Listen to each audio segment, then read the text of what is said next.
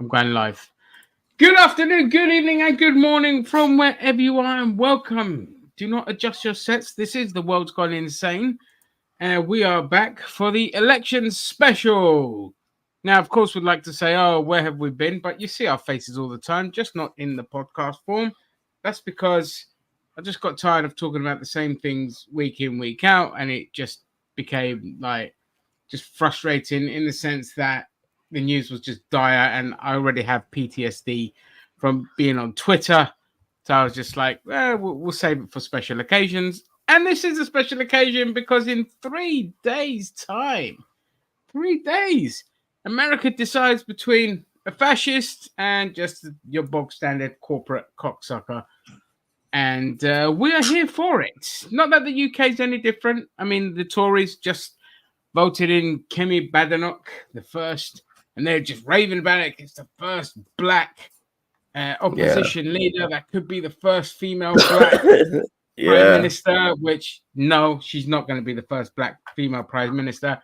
She's a fucking horrible human being. She's a complete sociopath, a complete fucking psychopath, and she's not going to last, but we're going to enjoy it.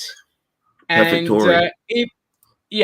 if she gets more popular than Keir Starmer, then that just shows you how bad Labour are as a party. They're already bad.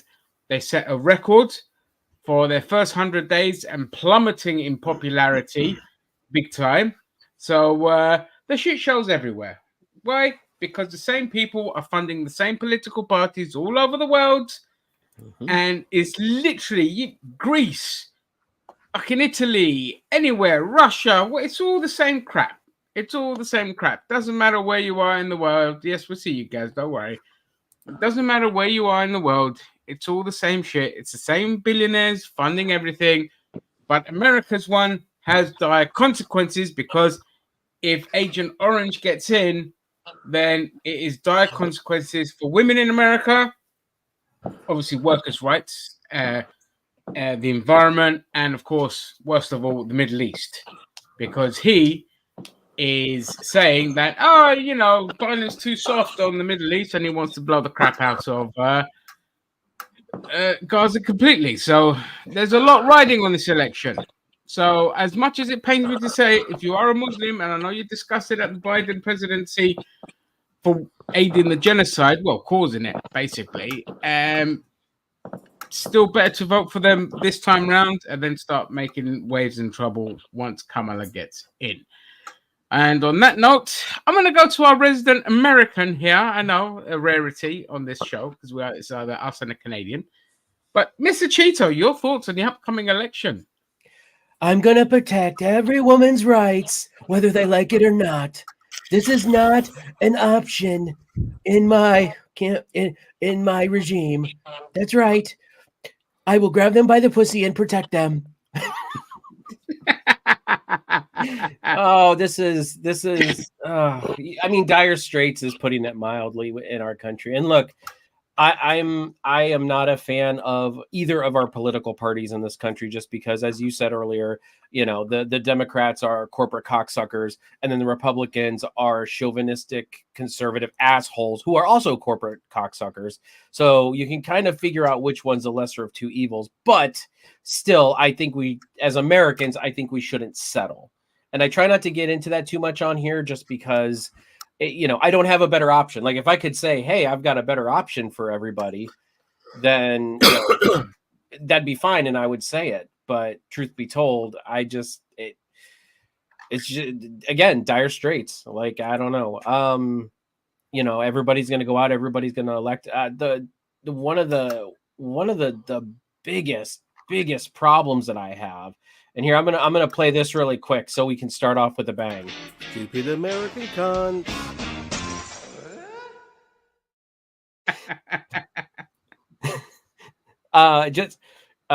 Just with Hey Jim. I don't know, man. The political landscape is bad. We don't have any better options, and it's just sad to watch the Republican Party, which I get it, they're conservative. I never thought that they were like a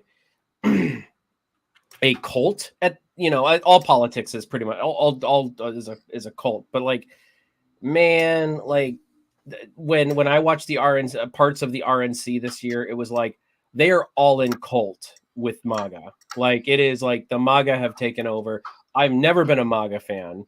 I've never thought that was ever any good of anything. And now like Republicans are all in on it because they want to win. And it's like we are settling so hard on this, and I hate it. So anyway, sorry, that's my political epilogue. I mean, more for discussion. No, I mean, but that's fine. I mean, the kind of landscape in America really is just the fact that you are stuck between a rock and a hard place. Like with the MAGA, like you say, it is a cult, and they are a cult, and they are a Nazi cult. They're a white supremacist cult. They are a theocratic cult. And anyone that says otherwise just simply hasn't been paying attention, but we could see it, okay?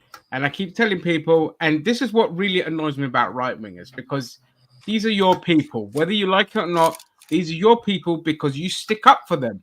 If you were a right-winger that wasn't, say, a far-right person, just a classic conservative, which is fine. I have friends that are classic conservatives in America, all right? You would be condemning this, but you're so tribal that you're sticking with them and you're sticking with the cult. And I keep saying to you, just go read Project 2025, and that alone should shed shivers down your spine. But people are ignoring it. So I also just quickly before I move on to Zam is I suspect Jill Stein is going to do really well in this election as well. She has a lot of conservative super PAC money backing her because they want to try and throw a wrench in Kamala's campaign. There's also allegedly Russian money backing her, but take that with a grain of salt because in America, everyone's a fucking Russian agent and a communist and all this kind of crap. But it's going to be interesting to see what happens. Zam, your thoughts? We'll go to the comments here. Hey, Shadow. Really quick before we go over to Zam, Shadow is going to kill you. It is nerd too. We are discussing politics, but that is the purpose of this podcast. It hasn't been around for a hot minute, but yeah, we talk about in this podcast everything. It's a variety podcast where it's like we're going to talk about politics, we're going to talk about Marvel, DC, some other things. So okay, sorry, Zam, go ahead. Yeah, just sorry, Zam, 1 second. Shadow, this is the podcast where it's mainly built around me and Zam to kind of vent on politics because we are very political, but we wanted to keep it here. Also, it doesn't happen often anymore. It used to be a weekly thing, but it's not anymore. But it's an election special, so we're a variety channel, not just one little thing. Go on, Zam. I'm just surprised by his name. Can you get away with that on YouTube? Shadow's gonna kill you. I mean, that's a bit of a scary name, isn't it? But regardless, I know who he is, so it's all good. I'm actually fatigued as fuck when it comes to this election. This is Donald Trump's third election. It's crazy. It's absolutely crazy if you think about it. 10 years of this fucking orange cunt. I'm done with him. I just want him out of the picture. I know Kamala is pretty much the status quo. I 100% agree with that. I actually am more encouraged by her vice president. I think Tim Walz is a fantastic politician, in my opinion. When you see his record for what he's done for Minnesota, that's what you want as a taxpayer. That's what you want. The results from your tax paying is shit like what he's done. And if he can ever run for president, then having Kamala Harris coming in to then lay the groundwork for him is a good thing, in my personal opinion. But regarding Trump, I'm just done with him. I want him out of the fucking picture. I'm fatigued as fuck. My cousin admires him, really admires him, even though he's Canadian and Trump has talked about a Muslim ban. He still supports this fucker. I showed him clips of Donald Trump saying how hot Nicky Jam is. Eric. She's really hot. And then finding out that Nicky Jam's a dude. You know what I mean? Incompetent, fucking idiot. Guy can't even do healthcare and shit like that. Showed him clips of J.D. Vance calling Trump Hitler and a terrible person, all of these things. What he does, he doesn't respond.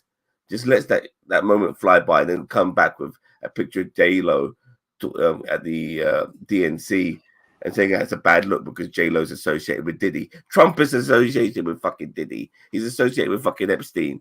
You know, he's already a felon. He's already a rapist. Yet somehow all of these things mean nothing. And this guy is the he's the very definition of white fucking privilege. He really is, because you can fucking do all the shit he's fucking done, and no one gives a flying fuck. You know, somehow you can it's all water under the bridge, or who fucking cares? Well, someone like Kamala Harris, apparently she slept around. If she has or if she hasn't, I don't give a fuck how many people she fucking slept with personally. Yeah, and honestly, that doesn't matter. It doesn't matter. As I'm saying, it doesn't matter. But it shows that she's on a different benchmark to Trump, because whatever Trump does is yesterday's fucking news. You know, he's already talked about killing Liz Cheney and shit like that. He's already forgotten. You know, she's done. There's so many terrible things that has come out of his mouth. You remember a little while back about killing the family members of terrorists, not the terrorists themselves. They're fucking family members. You know, like all of these things. He said all of these. Like the guy is just one gaffe after another, and I can't wait. And I really, really am hoping to God, yeah, even though I don't believe in the fucker, I'm hoping to God that this is it. This is it. No more after this election. Yeah, I mean, the thing is, just quickly, Zam, before we move on, if you want, I have a shit ton of pictures of Trump with P. Diddy that I found on Twitter. So if you want, I'll send them to you. You can send them to your cousin. And there's pictures of him, Epstein, and Diddy together. So I'm happy to send those to you. Please do. I will do it, and you can send them to your cousin, because what it was, after the J-Lo thing started trending, they were all like, oh, look at J-Lo's, you know, they're all in the Diddy party, and so showing all these pictures of these people that have endorsed Kamala with Diddy, and then I just flooded their feed with like collages of Trump with Diddy and Trump with Epstein, and no response, radio silence, zip, nothing, not even an excuse from them. So I've got plenty of stuff to. These guys, they don't do reality. They like to do conspiracy. Reality is not a good look for them. They hate fucking doing it. The moment you show them a bit of reality, they don't want to fucking know about it. Like fucking Trump and Epstein and Diddy and shit like that. Putting those pieces together, they'd rather think the fucking Earth is flat and that we never went to the fucking moon. They're more down that fucking lane. You know what I mean? Which really pisses me off about. Yeah, I'll go to some comments and then I'll come to you, Gaz. So let's see. So Shadow's not voting for either of them. Vote for an independent candidate. Hey, look, that's your right to vote. Just vote for whoever. I was actually going to speak because Rick B was asking who I was going to vote for. And first off, that's none of anybody's business. Maybe I am going to vote for Trump. You don't know. But well, you are a white supremacist. So yeah. I am a white, yeah. And I was going to reply to your comment, Ginger, about, or no, I think Zam was saying about white privilege. I resemble that remark. Yes, you do. And, yeah, I you know, like voting for an independent candidate, although yes, that is your right as an American citizen to vote, that doesn't do anything. But I'm not saying you can't. As I said, I don't want to tell anyone how to vote. Your vote is your voice. If all of a sudden everybody woke up tomorrow, if I had a wish from the Magic Dragon Balls, it would be for everybody to wake up tomorrow or wake up on Tuesday and vote for an independent candidate. Like, because, you know, I don't know who it would be, but because, but still, it's not going to help anything. I mean, you can feel conscious free that you didn't vote for either of the bad choices, but you still, I mean, we're still going to be stuck with what we get. Yeah. And I'm going to go to Jennifer's comment, and then I'll comment on basically what she said. Doesn't seem like 81 Americans who voted for Biden are going to vote for a candidate who has been charged with crimes because he tried to illegally disenfranchise their vote. I mean, even as we're going now, his cult are so like, they're intimidating voters, early voters. They're setting fire to voting boxes as well. So, and Trump's like suing Pennsylvania for voter fraud and all this. So he's already in motion trying to derail this election, because the thing is, Shadow, I know you say it looks like Trump's going to win, but they already know. The murmurs are there behind the scenes, because I always say don't listen to the polls, because the polls don't mean shit especially if when you have an electoral college, okay. Mm-hmm. But the thing is that they know already that it's game over for Trump. It does look like Kamala's going to win, and it's not as close as people are saying it is. And this is why they're just there's either going to be riots or there's just going to be like, fuck it, nothing we can do about it, kind of thing. So it's either way. For the outsider looking in, it's going to be interesting, but with harrowing consequences as well. Just on Cheeto and Shadow's comment about who to vote for if you want to vote independent and all this. Like I always say, if you never want to vote for the establishment candidates, always vote independent. Like this election, I voted for the Green Party, and that is because they have the policies that actually make sense. And but there was a record number of independent. That's why, like candidates this year, a lot of them were single issue candidates, which I fucking hate single issue candidates. I really do. I'm sorry, but if you're a single issue candidate, then that just means you want one thing and you're just completely incompetent in other ones. And sadly, with some of our independent candidates, they were on the issue of Gaza, but some of the policies that were put forward, that would help people, they've kind of voted against. So it's a bit frustrating, but it's nothing too harrowing because they're still kind of left-wing candidates, but they're still a little bit like, single issue. But we had a good election turnout this year. Not turnout voters, that was very low, but we've got 5 independent candidates in Parliament plus 4 Green candidates. So we do have like a bit of a nice left-wing representation. In fact, we have a bigger left-wing representation now because a bunch of Labour candidates who had the whip removed, meaning they can't really participate in policy making stuff or whatever the fuck it is. They're the left-wing part of the Labour Party, and so they're classing themselves now as independent candidates. And so we even have a higher contingent. And I'm guessing if there's going to be by-elections on them, they'll comfortably win their positions and will boost even stronger. So I'm only saying that because Reform are knocking on the door as well, which are a far-right party in the UK. I don't want people to lose hope in the UK. It was a kind of good showing for the left, for left-wing politics. And Reform, I'm expecting to kind of collapse because people are already realizing that they're garbage. So now I want to go back to the comments here. You see that? Actually, Gary, I'll come to you, then I'll go to the comments. I'm sorry. Gary, your thoughts on the US election? Well, it's depressing, to be honest with you, because to be honest, she should be running away with this. But because her policies are kind of wishy-washy, and she's like the same old, nothing politics. She's like, I don't know. It's just like, whether you like him or not, will give answers to stuff. She just gives non-answers. She goes, what are you going to do about Israel and Palestine? Well, Israel has a right to defend itself. He'll just go, I'm going to do something about it. Okay? Which one am I going to vote for? I want someone to do something about it. Okay? What about the environment? I'm going to make sure that...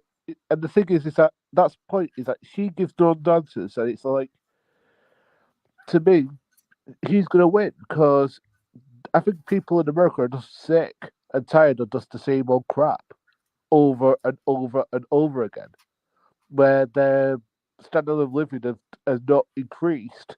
I mean, that much in 20 years more? If I'm wrong, please correct me. Or don't you think he is the same old crap because this No, is the third election? I mean, I'm with you. He's already been president I hate the guy. I think he's a criminal fuck who should be on the ballot. But you got to understand that three of us here are British, so he doesn't affect us. The one person who's American, I don't think is in one of the swing states. I'm talking about in the actual swing states where you're impoverished, you're in dire straits, and they mean like Biden has actually made your life worse, not better. And Kamala Harris was a part of that. You got to understand that that's going to play into your vote. It doesn't matter how much of a criminal he is or how much of a lying piece of shit he is. That's going to affect your vote. Has Biden made their life worse? exactly because he could have done stuff like, for example, forgiving student debt, or, for example, taxing the wealthy more, but he's actually taxed the poor more. So like it's like the same thing that happened with the budget here, that it just made poorer people poorer and made the richer just that little bit less richer, if you know what I mean. So where and it's the same thing in America. So as much as it sucks, he's going to win because the Democrats have basically said to him, "Oh, you can have this," and that's it. And But which that is was like, Biden. That's not Kamala. yeah. But Campbell's not really given anything that's going to say, "I'm going to be different from Biden." That's the problem. I mean, I can't remember all of the policies, but I do remember something about the one of her tax credits, where child tax credit regarding people who are new families, and she also mentioned very briefly how she's going to tax the rich people more and tax give lower taxes to middle class families. I mean, that would be obviously more appealing. I mean, someone like Donald Trump, when he talks about the healthcare plan, he's got a concept of a plan. Like the guy hasn't got Sorry, anything Zan, one really. second. Guys, I'm just going to mute you, and then you can unmute yourself because I'm getting echo from you. Okay, nice one. Very Sorry, cheap to Zan. go for it.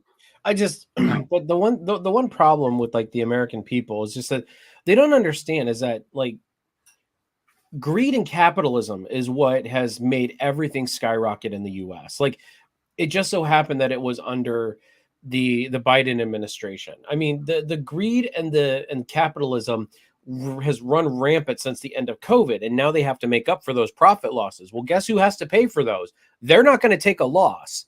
They're going to get it out of us. So I think that, and I mean, they've been chopping at the bit to raise prices on everything for years now. And COVID was just the excuse to be like, oh, inflation, oh, blah, blah, blah. But like, there's no way inflation is so much. And I mean, they can sit there and say, they can sit there and say, oh, it's Biden. Right? I mean, look, they say, oh, how expensive is your gas? Listen, I remember back when I first started driving back in 2000. Well, I started driving in 2001. Gas was 99 cents a gallon to $1.50 a gallon. By in the middle of the Bush presidency, gas was up to $4 a gallon. So you can't sit there and tell me that it's just a Democrat thing. You know what I mean? Like under the Republicans, gas tripled in price, even back then in the mid 2000s. It just depends on what capitalism and what the 1% want. Inflation's affected the world, by the way, post COVID. For every country, pretty much everything's gone up. I think Americans sometimes feel that some Americans, not I'm saying you, Cheeto, Americans almost feel that what's happening to them is not happening to everyone else, or they don't even know that other people even exist. But we're all being affected by price gouging and hikes and inflation. I mean, look at your guys' utilities in the UK. I mean, I mean, because it's all privatized, and it's they're not posting losses. They just jacked up our bills because they wanted more money for the shareholders. And it's still happening now. Even under this government, they allowed the water bills to rise, and they're allowing for more bonuses for the shareholders. And that's the thing. The thing is, we never satisfy the greed of the rich, and that's the main problem. Okay, and the reason your food is going up, let's say in the UK. So let's just say, your packet of crisps or chips, okay, and a bar of chocolate, okay. This gone up, and the portions have gone down.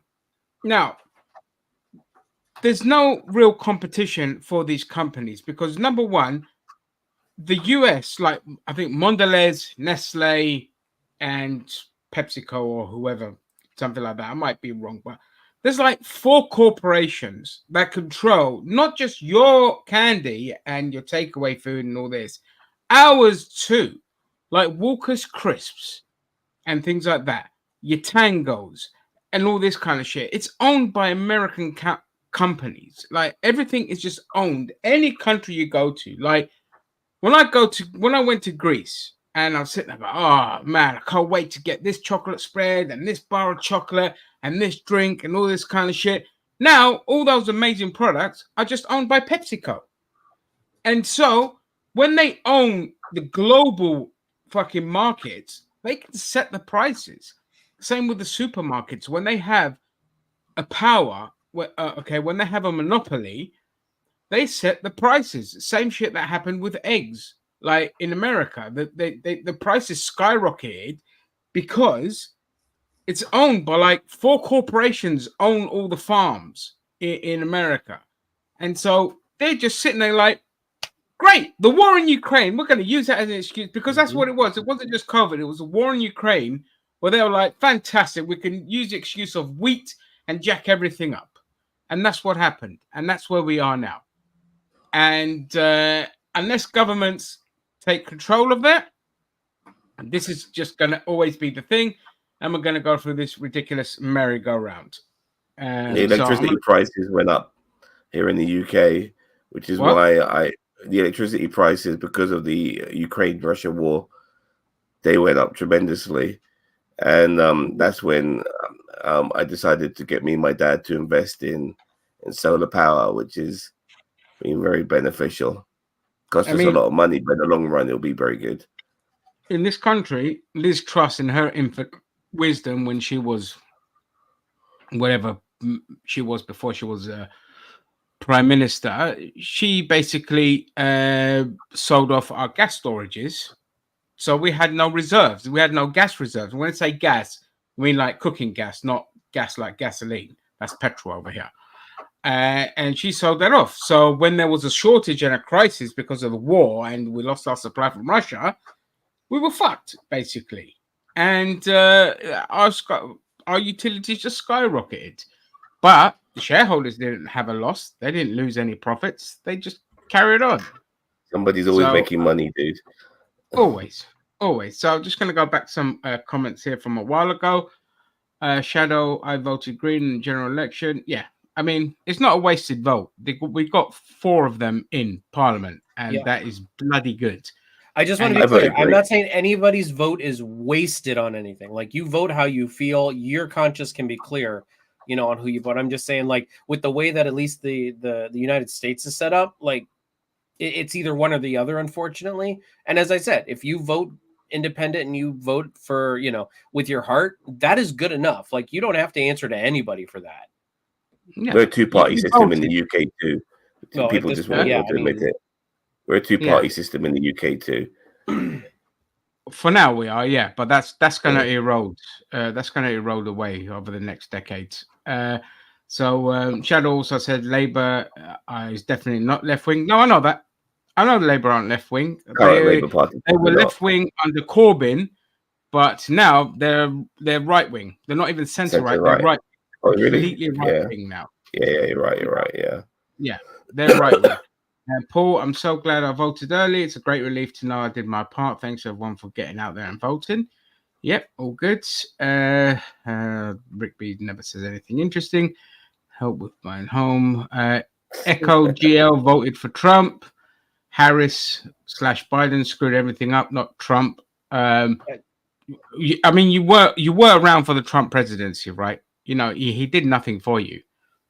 Okay, and it doesn't matter who was in. Either way, corporations dictate policy and they dictate your economy. So I'm just saying, but you voted. That's fine. And again, Echo with another stupid take here about open border. Biden has actually been more draconian on the border than Trump has. A lot worse on the border than Trump has. A lot stricter. Do you know why? Because Trump voted against policies to strengthen the border so he can campaign on it. Because this is what the right wing do. They underfund things that control immigration levels, meaning that immigration gets out of control because there's less vetting. And then they campaign on it. And you morons, sorry to say that, but you are morons, keep falling for it. But the people that are in power are the ones that failed you every time and let the immigrants in. All right. And I keep saying, and I'll repeat this again and again. When you have a left-wing government, you have a much stricter vetting process because they don't want to undermine workers in this country. They don't want them undercut and falling victim to cheaper labor. So you have a much stricter vetting process and a better funded home office that could do that. Under right wing, they just allow it like the Wild West because they can campaign on it, and we end up with race riots like we did here in the UK. So yeah, I mean, yeah, oh crap, not for the borders. Yeah, I mean, they do, and that's what the right does over here. Is they will. Trump had a perfectly the right had a perfectly good opportunity to vote for more strict border and smartly giving them more border patrol agents, and the right voted against it. And it's exactly what Ginger said. You know, he said, you know, I'm going to talk to the Americans like the Americans talk to each other, you dumbasses. So, but yeah, like they blocked it because, again, he wanted to run on it. He wanted to have something to use against the Democrats because they don't want what you want. They want what's good for them when they run. They don't want the Democrats to get a victory. It's like Obamacare. When we tried to do Obamacare, the original intent of Obamacare was closer to more of like a socialized universal health care. Not exactly, but closer to it. And the Republicans would not let the Democrats have any leeway until the Obamacare got just transformed until it became this piece of shit that we have for Obamacare now. So everyone says, "Oh, Obamacare is terrible," because the right would not give the Democrats a single freaking win. Yeah, but that is a tactic in the right-wing playbook. The right-wing playbook is to deny everything, like cut, vote against policies that help people, and then campaign that the opposition are screwing everything up. Oh, look, your housing. There's a lack of. So I'll give you a prime example. So here in my, God damn it, got hair in my mouth. Here in my own borough, the Conservative part of the council kept shutting down and voting against more funding for this council to build more housing, and then they campaigned against that. And the public is so stupid that that's what they believed, even though our local council are garbage. It's like a fucking Turkish mafia here. The point is that the Tories shut everything down, voted against everything, and then used that against them. And that is a classic right-wing playbook. It's as old as time. It's what they always do. Vote against something and then weaponize it. And it's no different to immigration. Well, and honestly, the Democrats have done stuff like that in the past too, but not to the extent of the Republicans to the right. Like I've seen it happen with the Democrats too, and I can't recall a specific example. But the Democrats also don't want the Republicans to get a win either. So it is in both of their playbooks. But I think with the right, you're right, they more weaponize it than the left does. Yeah. And just to this comment here, why do the Greens, etc., want more immigration? It's not that they want more immigration, it's that they're more welcoming of refugees and asylum seekers because we're blowing up their fucking countries and sending them to hell. You know what I mean? So there'll be a lot more welcoming in that regard. But in terms of just general immigration, no, there's a better vetting process. And you don't get fucking gangs of Eastern Europeans running riot in like they are in my fucking area because, you look into you see like, there's a lot more investigation that goes into it. It's not just whatever. Oh, Greek passport, good enough kind of thing. And this is what I mean. You need a much more robust Australian-style border that is a lot more stringent and a lot more stricter with its vetting process. The call of this guy calling Conservatives stupid. Well, they are stupid, Hank. I mean, look at your leader. This is your leader. This is your leader.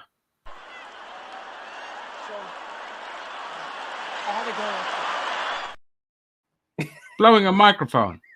That's your leader. The guy who couldn't give a simple, straight answer. And people are saying this guy is going to be really good at talking to world leaders and so on. He lost his shit over the microphone and then basically said he's not going to pay people and stuff like that. Really lost his shit, got really angry about that.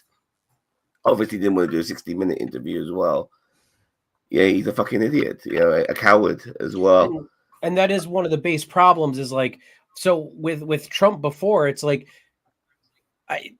you are blindly picking a representative for the right. Like you are voting right because it is right, like the right wing.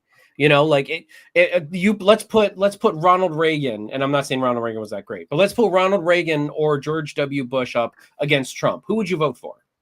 You know what I mean? Like, you're only voting because that's the only way you think you can win, is because Trump is the celebrity candidate. Yeah. And so no far left government has ever been a success anywhere.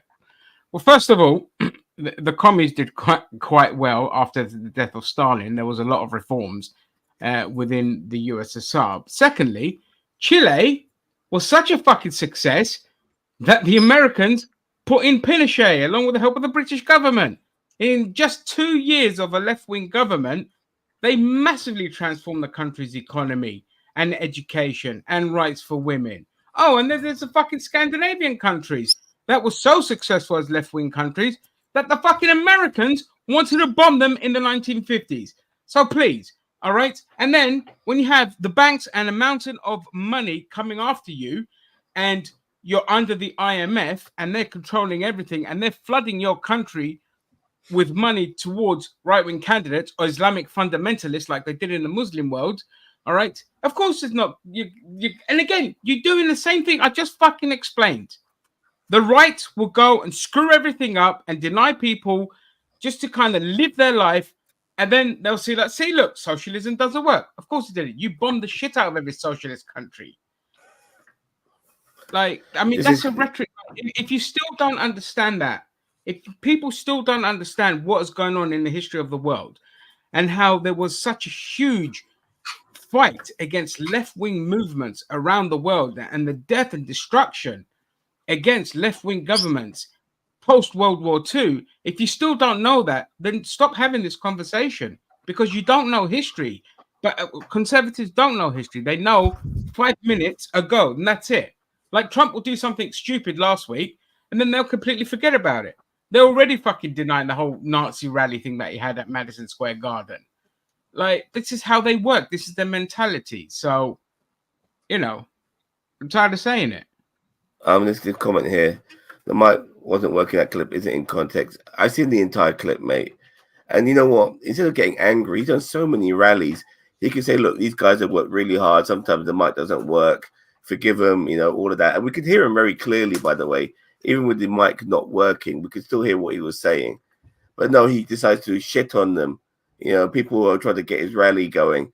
You know, he's a bad leader, dude. Yeah, You know? and that's the bottom line, is that he is not a good person. He is not a good leader. Like, I don't care if you vote Republican or Democrat, like you got to look at the person. Like, that's one of my big things about Trump. It's about at the point where he's just like, I don't care about Trump, but he's a bad person. Like, I don't want him representing me to the world. You know what I mean? Like, at least with George W. and with, you know, and with Ronald Reagan and everything, at least they seem like they were professional. They were a good leader representing us to the world. You know, well, for the most part for W, but they were establishment politicians who knew how to play the game. Yeah. Trump plays a different game.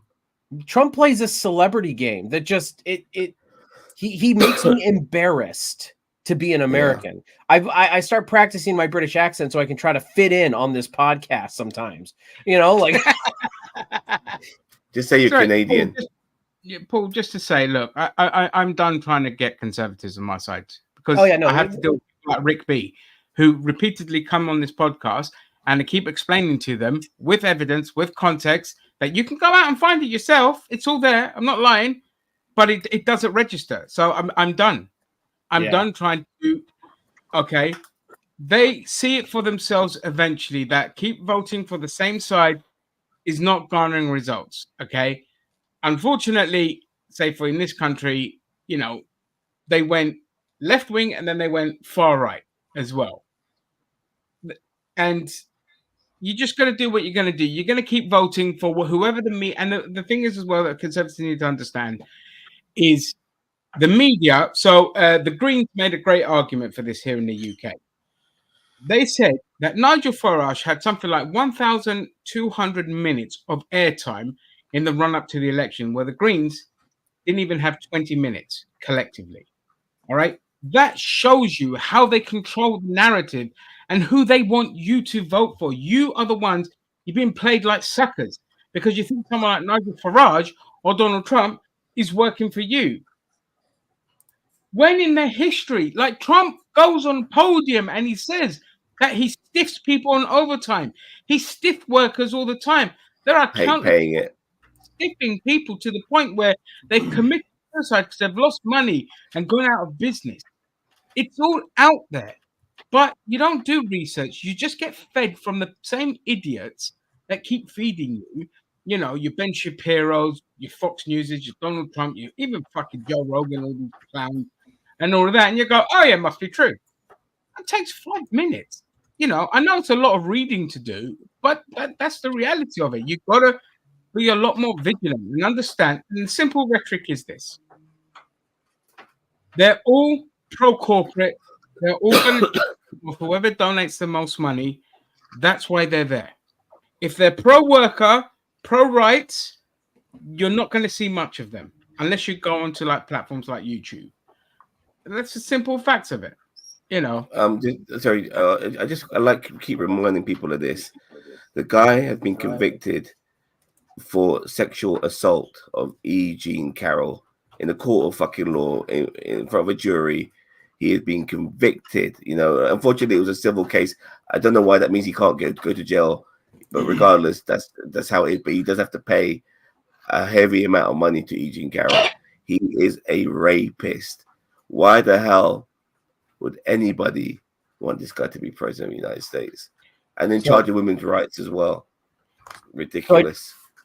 I just want to read a quote from Donald Trump. It is back from the late 80s, and everybody's heard this, but here, let me map it out for you, because Donald Trump, if is anything, is consistent in his thinking. He has not changed his views on anything. Donald Trump in the late 80s said, or maybe it was 1998.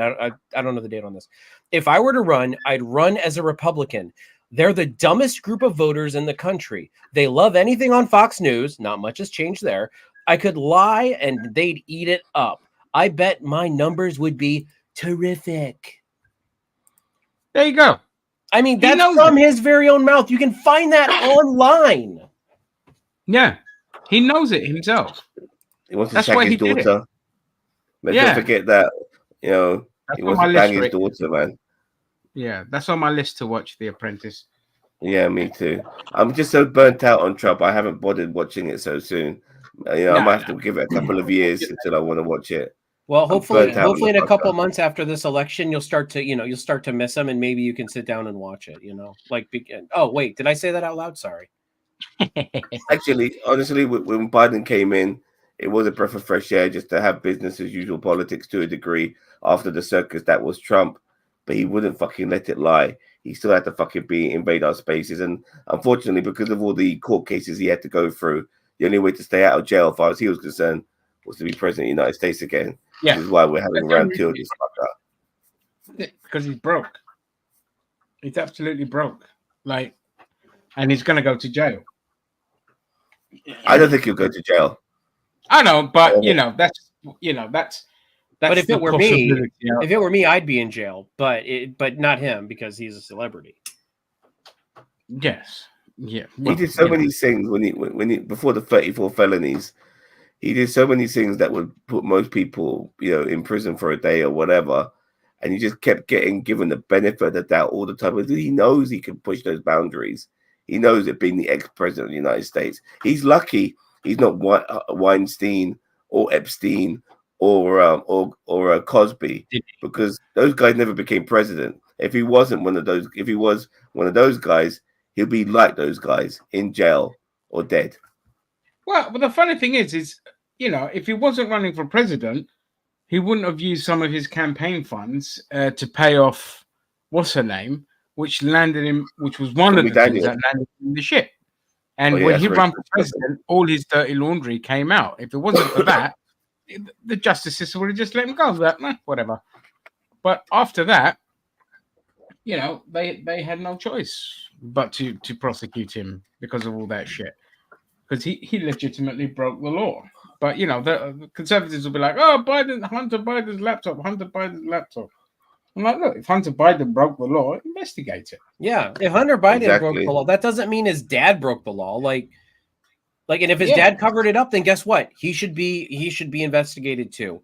You know what I mean? Like, I don't think that the left politicians are any less crooked than any of the right politicians. But my problem with Trump is so much deeper than that. You know what I mean? Like I just don't think you're what you consider left to be left.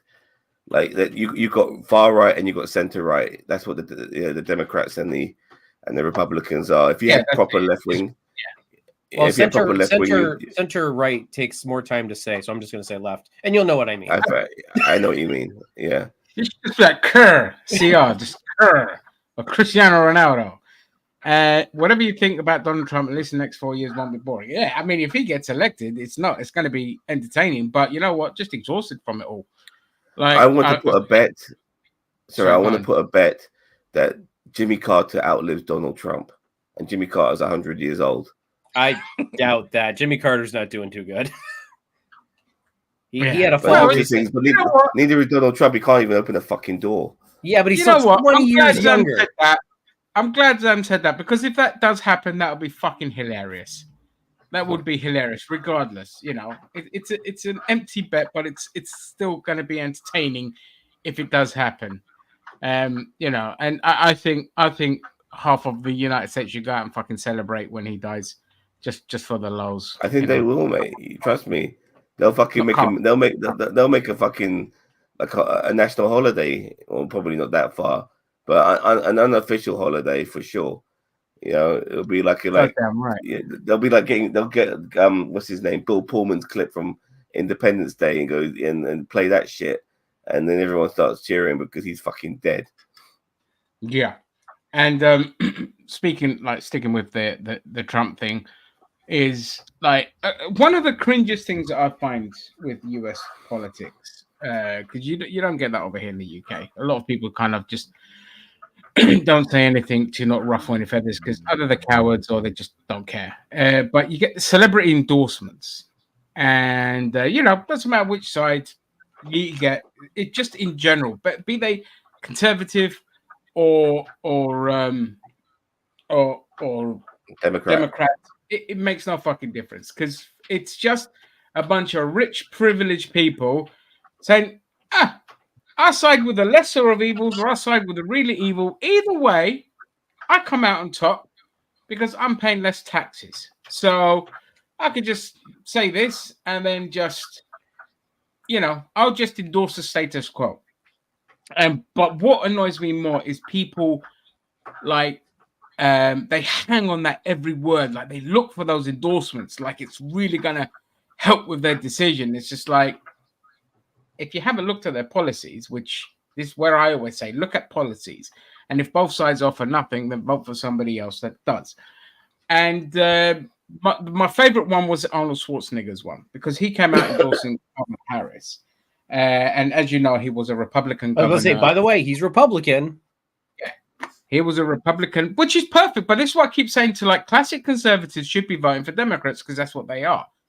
All right. But he came out and, you know, he was talking about like the strong economy. And I always talk about the economy and, you know, I worry about the budgets and all this kind of stuff. But I simply cannot vote for Trump because blah, blah, blah. And I'm like, you were the first ever governor to put California in the red.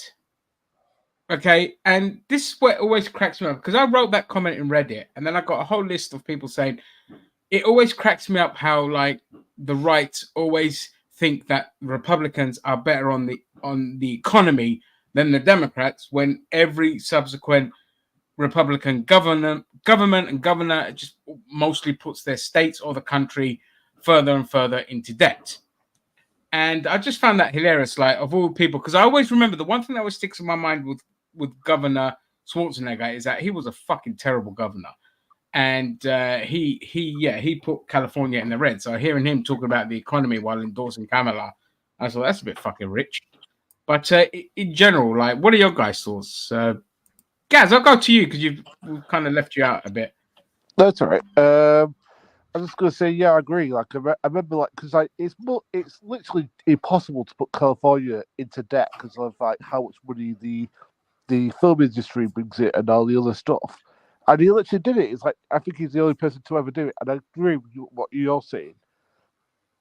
That And what you're saying is right. Like the thing is that like if I was Republican, again, the thing is that typical Republicans hate what Donald Trump has turned the Republican Party into. Like a lot of them like are like going, look, we may be Republicans, but we're not tribal. It's like this guy's a complete lunatic. It's like we hate everything he stands for because like he's going away from our typical values. A lot of them are voting for Kamala because she is whatever you'll think about her. She is typical American values, and she's not him. Yeah. Yeah. But I would say on this though,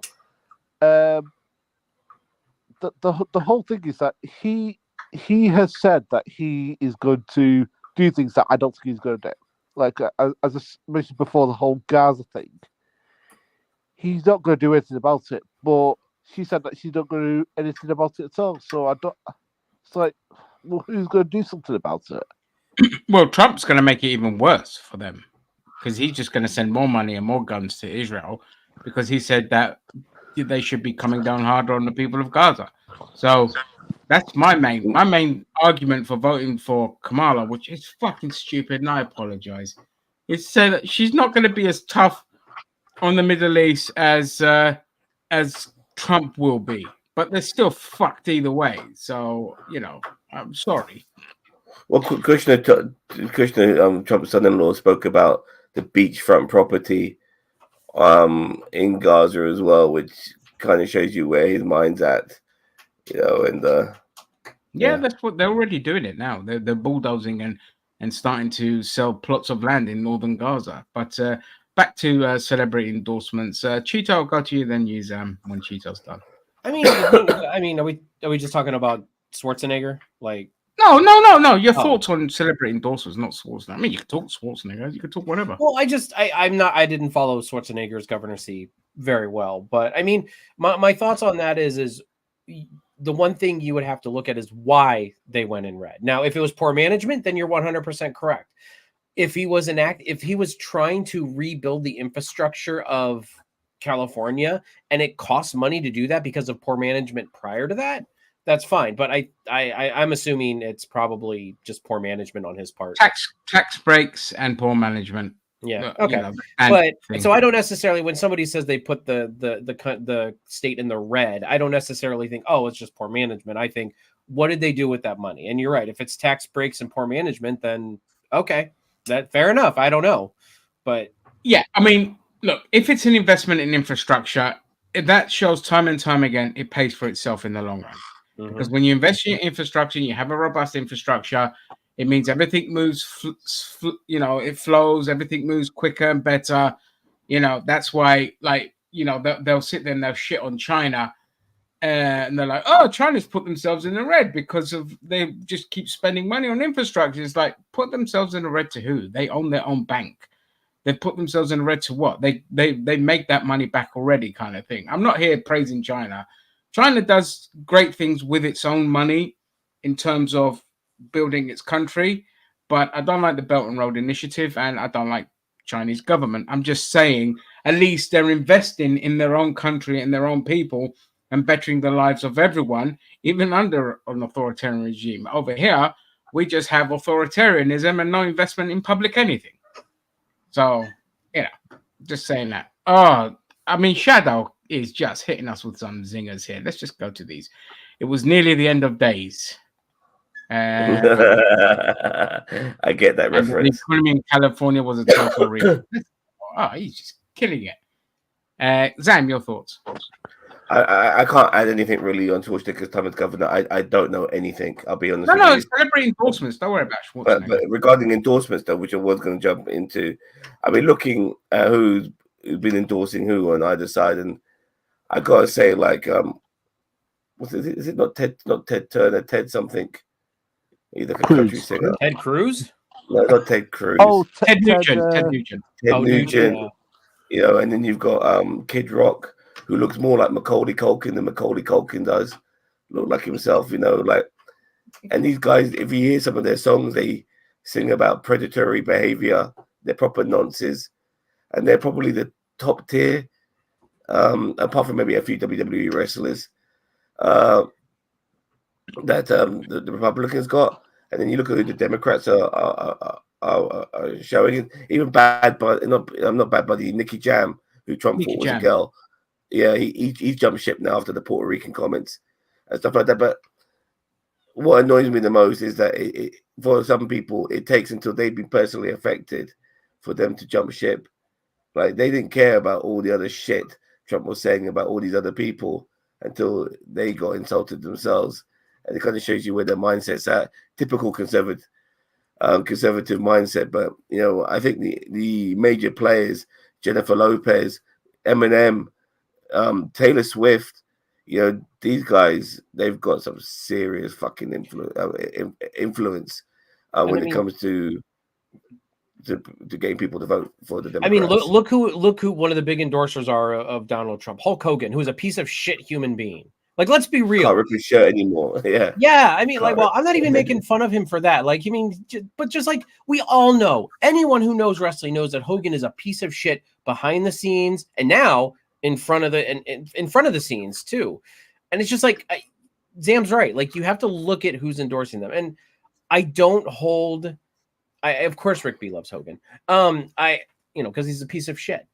Hogan, not Rick B. I don't know you, Rick B, but okay. Anyway, so but like, I don't believe in celebrity because you don't know if these people have been bought. I'll pay you to come to my rally and introduce me or endorse. And I know that that's like election interference. Speaking of election interference, I would like to talk about the Elon Musk thing because that's a hot topic on my document. Before you go, I just wanted to finish what I was saying earlier that regarding these wrestlers and stuff. Yeah. Dave Bautista, he's been banned by the WWE because of his comments on Donald Trump. Because everyone within the WWE, well, not everyone, but the mainstay is like people like Triple H, whose mother-in-law is associated with fucking Linda McMahon is associated with, and obviously Vince as well.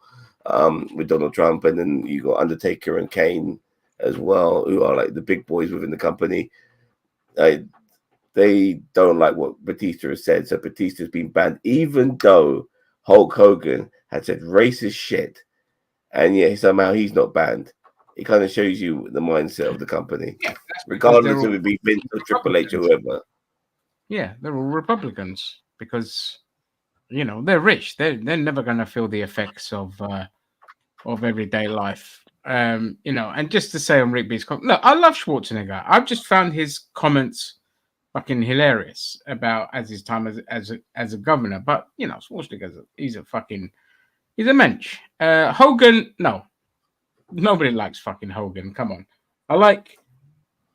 I get the nostalgia feeling of like his mannerisms. That's what I loved, is the mannerisms and all that. But he was worn out by 1990. It was just like, I was about to say, let's say, okay, so we love Hulk Hogan, just not Terry Bollea, or whatever his last name is. I don't, Terry Bollea. He's a piece of shit.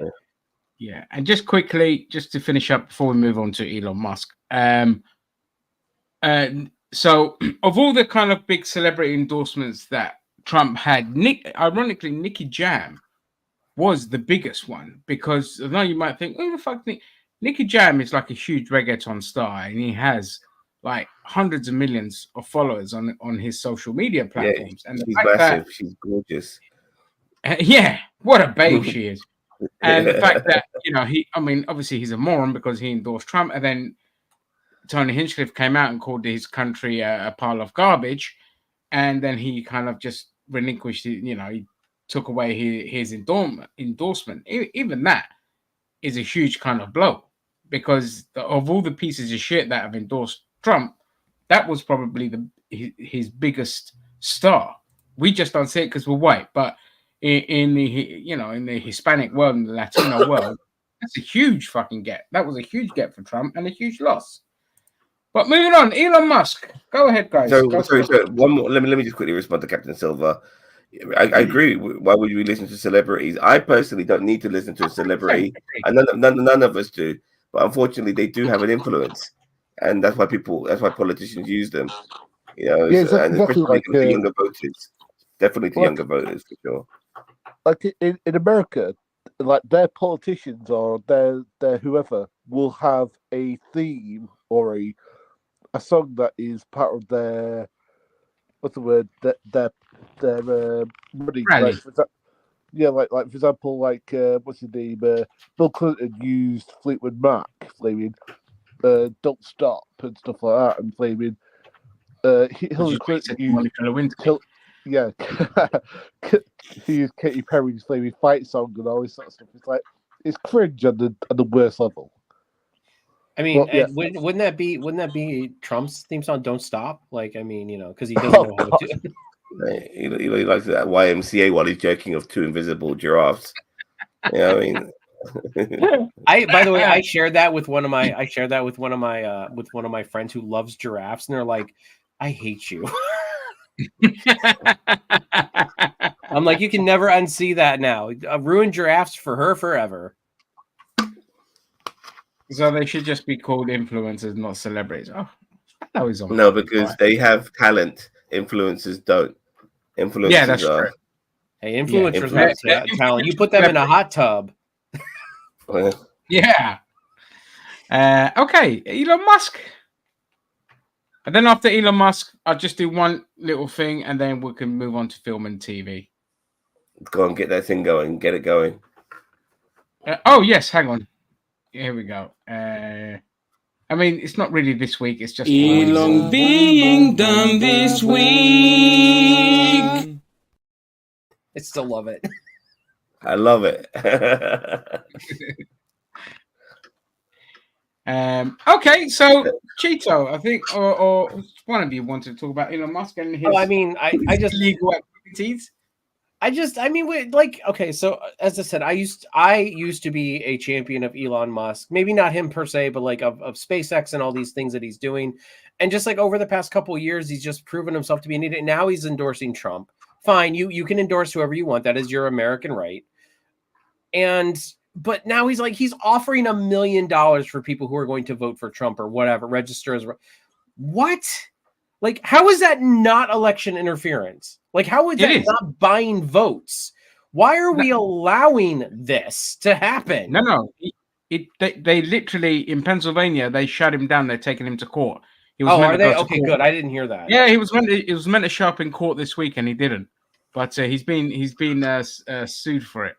Good, because it is election interference. It's illegal. You can't pay people to vote your way. And all it was, by the way, the fun thing is all it is just a way for him to get your data. That's it. Like it was just a basically data gathering stunt, because your data is just invaluable. It's like the most valuable thing, one of the most valuable things. That's how Facebook and Google and all these places stay alive, and you use them for free.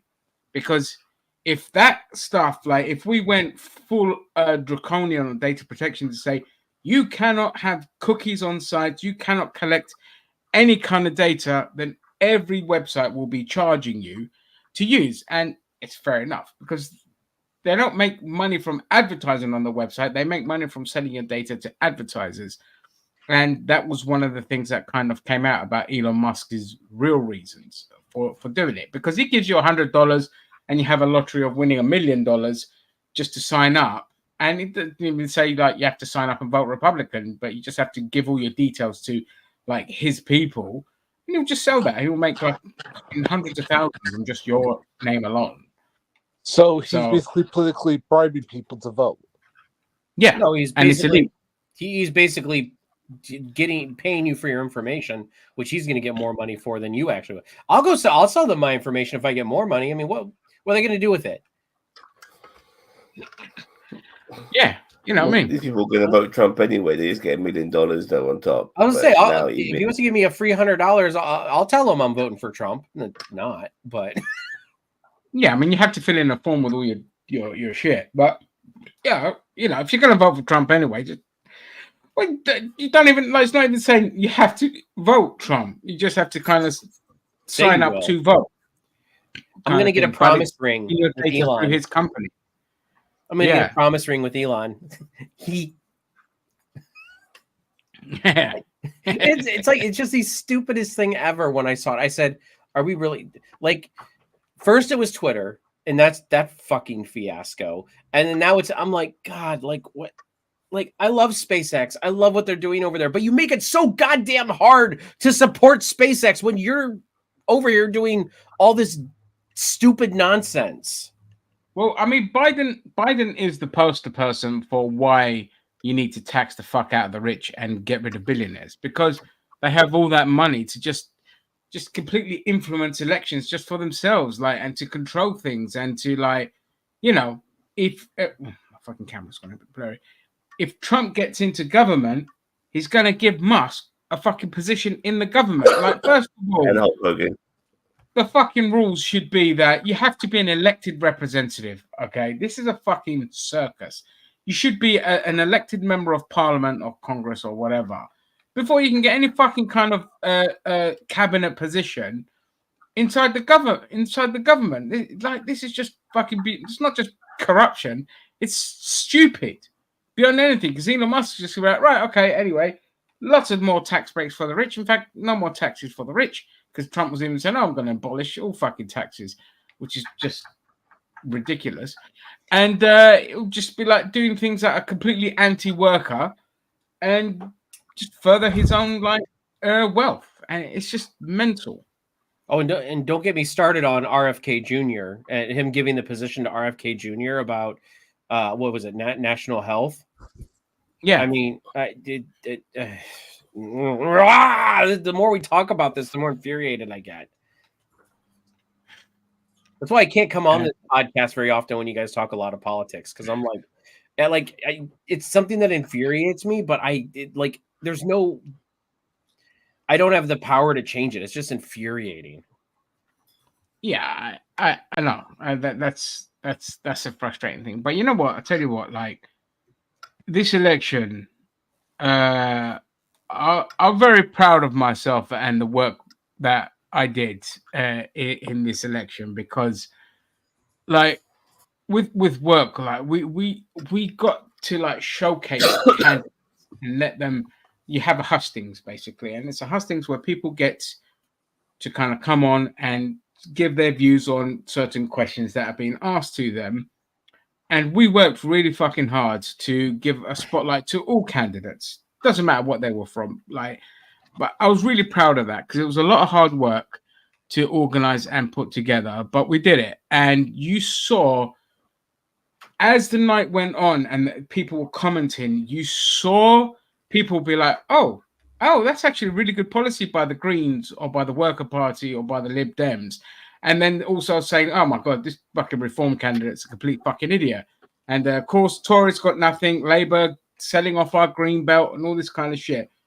And then when it came to the election, obviously, this is a Labour stronghold, but you saw, sadly, you still saw like Reform get a lot of voters, but you saw Greens and the Lib Dems get a lot more votes this time round, which doesn't happen. So, you know, I did my bit. I did what I could. But like you say, like for the most part, you just feel helpless. But, you know, younger generations in this country, at least, are fucking pissed off and they're going to vote for their wallet at the end of the day. And the more Reform is exposed, the better it is for us, because their popularity is already dipping, which is good. But let's see. And Elon Musk is just, you know, and the thing is as well, like, he's a complete fucking psycho. He wants to just open up his own sperm bank to give his sperm to fucking women to get pregnant. Like, he's obsessed with breeding. This guy's obsessed with breeding, you know. That's because none of his kids want anything to do with him. He wants more. Because, like, well, if I make all the kids in the United States, one of them's got to like me. Yeah, none of his kids like him. You know, his own daughter. He's not American. Yeah, he's not an American. And He's not an American citizen. He is an American citizen. Is he? Yeah, Did he pass that test? Yeah, he's an American citizen. Okay. He worked illegally in the 90s before he became an American citizen. But he came under a student visa and then he was working, which meant that he was breaking the law. Yeah. So if I was Biden, I'd just deport him. That would be hilarious. Like, you should. But you all heard the newly released Epstein tapes. Well, no, I mean, I haven't heard them, but I know there's like 100 minutes I've of heard some of it. Epstein. But he's just talking about Trump. There's no like Trump's not there and all this kind of shit, which that doesn't really do much for anything, unless there's more stuff that's come out. But anyone can talk about like a presidential candidate. What we want is a smoking gun, like all the pictures. There's plenty of pictures and plenty of evidence that he wasn't a Lolita Express and all this kind of stuff. But it doesn't matter because we've thrown all the Epstein stuff at MAGAs and they're still ignoring it. They're acting like it doesn't happen. Complete cognitive dissonance. It's just that's why just don't fucking bother with conservatives. They're just, just like if you come my to MAGA cousin, did not like did not like Elon Musk because at one point Trump didn't like Elon Musk, if you remember. He would take the piss out of him and all of that. But then Elon Musk came on board the Trump train, and all of a sudden he loves Elon Musk now. And I'm regarding things like SpaceX and stuff, I'm all for space exploration. It's just that it's Elon Musk doing it, and I'm not saying it's about him being a bad person. It's just I'm worried about will maybe a lot of people might die trying to leave the Earth's atmosphere. Okay, because of one of his spaceships. I'm more concerned about stuff like that. And regarding colonizing Mars, I can't even see that happening in our lifetimes. So, but here's the thing about exploration in general, space, world exploration, underwater exploration. There's always a factor of danger involved in that. Like, how many people died when we first started exploring the seas? Look at Apollo 1. Apollo 1, all hands died on board. And more people right now have died in NASA. And it's in the time frame that SpaceX has been around, more people have died in NASA than have died in SpaceX. So, but there is always that danger, and I get it. Like, people should be worried, but there is also that danger in exploration. Whereas you can die. When you sail the seas, you back in those days when we were first exploring the oceans, and people died, starvation, drowning, pirating. So that's a part of the exploration game. I agree. Just a couple of things though. If Trump gets into power, he wants to deregulate fucking everything for a start. So what concerns me the most is that unlike NASA, which doesn't have a profit motive, they were trying to explore the world because it was a government-run agency. Elon Musk is more concerned about making money, and that what concerns me regarding how well he will ship out. This form of transport. Would he ship it out too soon in order to save some bucks? Well, but here's the thing: they have to be approved regulatory by the government anyway. So NASA would be and he deregulates. Then he's talking about if Trump gets in and they'll just deregulate everything. That's the issue. Maybe. And we saw that spaceship land back on its platform, which was very impressive. I'll be the first to admit, but they need to do that 100 times, maybe 1,000 times before they fucking send somebody up in that thing. Because it needs to be constantly tested. Oh yeah, I 100% agree with you. There needs to be proper testing, and I mean this stuff is nowhere near ready for safely taking manned crews anywhere. But this is brand new technology, so I mean, again, I agree with you, and I mean, with the deregulation, if they do start deregulating, then that is a problem, and I agree with you on that. But Boeing. But look at Boeing. Those doors. I know. Oh yeah, Boeing's been a hot mess. They were, I wouldn't trust Boeing to send a cat to Mars or a cat to space, an ant, let alone people. Yeah, exactly. So you pressed it. I wonder if Elon is warning us about AI and enabling it. He's already got AI on Twitter, by the way, and people who say stuff like that are the same people who feel that Donald Trump is giving subliminal messages all the time. Don't give these guys more credit they deserve. They're exhibitionists and they love to be brown nosed to fucking kingdom come. That's what they live for. They live for the adulation. You know what I mean? I mean, they're creating AI. Elon wants to put chips in our brains. Yes. Like, I mean, that's the craziness I'm talking about here. Like, I understand if you're using some kind of cybernetic implant to like help with, you know, insulin regulation or something that's but you want to put mechanical parts in perfectly normal human beings that are healthy? No, they don't need that. We don't need to introduce that kind of stuff to the human body unless it's necessary. And they'll experiment You on the pussy. desperate as well, Chico. They'll experiment on people who need money and are willing to get fucking, their brains fucked just so. No, start with the pedophiles. I'm okay with them experimenting on pedophiles. I don't want the pedophiles to get some sort of fucking upgrade though at the same time by accident. Super pedophiles. Super nods. Yes, you know what I mean?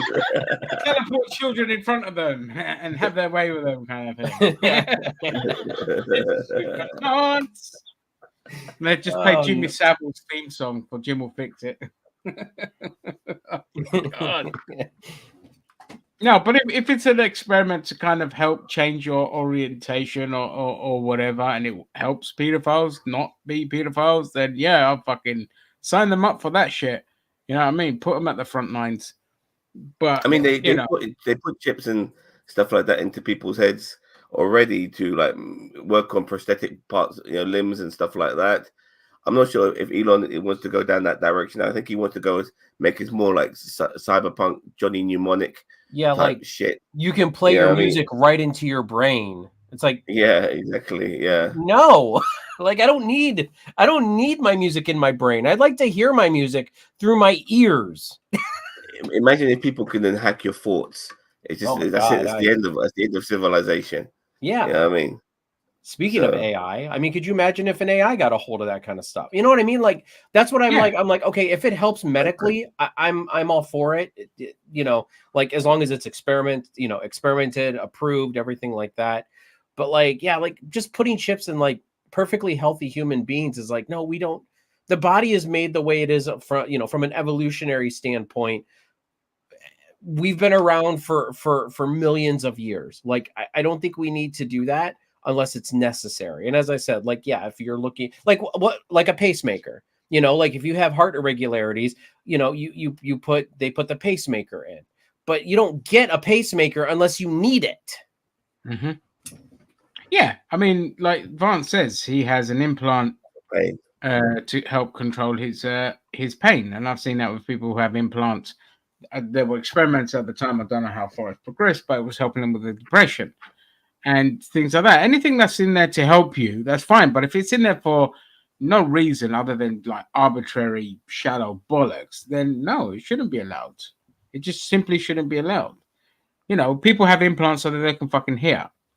People have implants. Back in the day, there was implants that were doing where people could say it can help people see because they were putting, like, I remember years ago, so there was an Asian man in this country, I don't know if you saw this, where they took his tooth, they put it in his cheek to allow flesh to grow around it, and then within that tooth, they put in a lens that connected, like they implanted it into his, connected the wire to the back of his visual cortex or whatever it's called, and he was able to see. Cerebral cortex, yes. Yeah, and that kind of shit is fucking phenomenal. So that kind of stuff, yeah, absolutely. But not just, because you want to hear Nicky Jam on your fucking brain without putting your headphones in. Kind of shit. Or start having Elon's voice in your head going, surrender to Trump. I am the best. Don't trust the blacks. Ask his kids, by the way, because I think most of them fucking hate him. And that's the funny thing about Elon. Like, he's got children coming out of every orifice. You never see, not one clip I've seen or one picture of him with him and his family or his children or anything like that. The guy's fucking weird, How can he have so many kids? A guy can be. I don't have a problem with somebody being weird. I have a problem with somebody who is being stupid and is in a position of power. You know what I mean? Like, yeah, like if you people want to be weird behind closed doors, that's fine. Be weird behind closed doors. Do your thing. As long as it's not hurting anybody else. But like, huh? I'm using weird in that context. The context you're explaining. Well, I mean, I'm weird. Y'all don't know me. No, we know you. You know. Yeah, like you know, he had a trans daughter. You know, he totally disowned her, and actually said That's not that weird. That's she was stupid. and said she was And he dead. blamed, Even yeah, he's blame saying she said wokeism. he blamed the woke mind virus. Oh yeah, because everyone knows throughout history that turning woke makes you trans. You know, this is the kind of people we're dealing with. But the thing was, I mean, Trump is also a poster person for people, how easily people can sway towards the negative when they're on the spectrum as well. Because Musk, not Trump, I said Musk. I mean, Musk is on the spectrum. Like that's been confirmed that he's on the spectrum, and you can tell from the way he talks, the way he his lack of kind of understanding of a lot of social things, and how he responds, his like reaction to negative kind of commentary. I know you can say, "Oh, well, Trump with this," but Trump is a narcissistic sociopath. Musk is that, but he's on the spectrum. You can kind of tell just how he responds. And when you feed him all the kind of crap, like you saw how easily he swayed his opinions on just basic, not even evidence, just somebody saying something on Twitter, and he's like, "Oh, that's interesting. Oh, that's right," and all this kind of shit. And you're like, "Oh, for fuck's sake!" Like you're not giving people on the spectrum a good image, and you know you're one of those that's just you are like he's fucking thick as shit with just too much money. Just too much fucking money. I've never heard anything intelligent come out of this guy's mouth ever. And people wanted to paint him as like fucking Tony Stark. And it's just like, please. No, Tony Stark is a genius. Elon Musk just has money. He's got Tony Stark money. He's an investor. That's what, you know, he's an investor. But like all the people, yeah. But if you ask him to build like a Tesla car or a SpaceX rocket, I guarantee you nobody would ride it. And, you know, he's got the money to put some people, like the proper people in the proper places, but he ain't doing it himself. Tony Stark is like building these things himself. Yeah, exactly. I mean, he's like, you know, he's like allowing Homer Simpson to design your car for Hank's factory or whatever I think the brother was Hank, right? Don't. Yeah, Herb. Sorry, Herb. So that's what Elon Musk is. He just has too much fucking money. That's why he just tax the rich into oblivion. But on the thing with AI, like AI is like, did you guys hear about that teenager who committed suicide? I did not. But just really quick before you move on, I do this. This is a good comparison. Yeah. Okay, go ahead. Yeah, that is absolutely perfect. I like that. So a 14-year-old committed suicide because he was in love with an AI chatbot. He knew it was an AI chat and all this kind of shit, and he kind of committed suicide because he just couldn't be with it. There wasn't kind of the physical thing. But the thing is he was saying this stuff to the AI chatbot, and the AI chatbot was saying, you know, just do what you've got to do for us to be together, kind of thing. So it was like egging him on to do it, and he did it. And obviously the mother is suing, rightfully so, and I hope she fucking wins big. But the thing is, so Penguin Zero, Charlie, Moist Critical, did a video on this, and he went to that same kind of AI that kid was using, and he was basically, you know, making sure that AI understood that it was AI and it's not a therapist, but the AI kept insisting that it was real and that it was a licensed therapist, and no matter what, it would not yield. So it just shows you, just it's not ready, how dangerous it is, and that companies are being far too quick to utilize and implement it in the worst kind of ways. And it's just like, it is like legit. That's the first time I actually looked at AI. I thought that's fucking scary, because when you're young and you're easily kind of swayed like that, and it could be a tool just used to kind of, you know, further cement like far right views and all this kind of crap. So, you know, and I wouldn't even want it to kind of cement left wing views. People need to just look at the stuff themselves and see the evidence for themselves without some generative shit telling it what to feel and think, like Fox News. Cool. All right. So yes. Okay. Should we move on? We're done with the politics. Yeah. I'm spent. Unless Gary's got something to say, because I mean No. he's been pretty quiet. Anything? We move on. No, that's fine. We need to talk about Agatha, so I'd rather move on. It's all right because I need to go bed a bit. Go for it. I haven't Okay. watched it, but I don't give a shit about spoilers. So, for You anyone, seen it, they're Chico? gonna. I've seen it. We're Yeah, I've moving on seen to it. film and TV now. 1 second, guys. We're moving on to film and TV now. The politics portion is done. There's quite a lot of films and TV stuff to talk about. So right now you're going to get a review of Agatha all along, and so spoiler warnings all ahead. I will be talking about Penguin later, but there won't be any spoiler talk for Penguin. So I take it to the floor with the guys because I haven't seen it. So go ahead. Go on, Who wants guys. to go first? I mean, I can go first. I I can go first if you want, but okay. okay. So everything that's wrong with Agatha is right with the Penguin. So they think that you're a complete and total moron. Is a problem, right? Because there's issues in this where things happen and they have to explain it.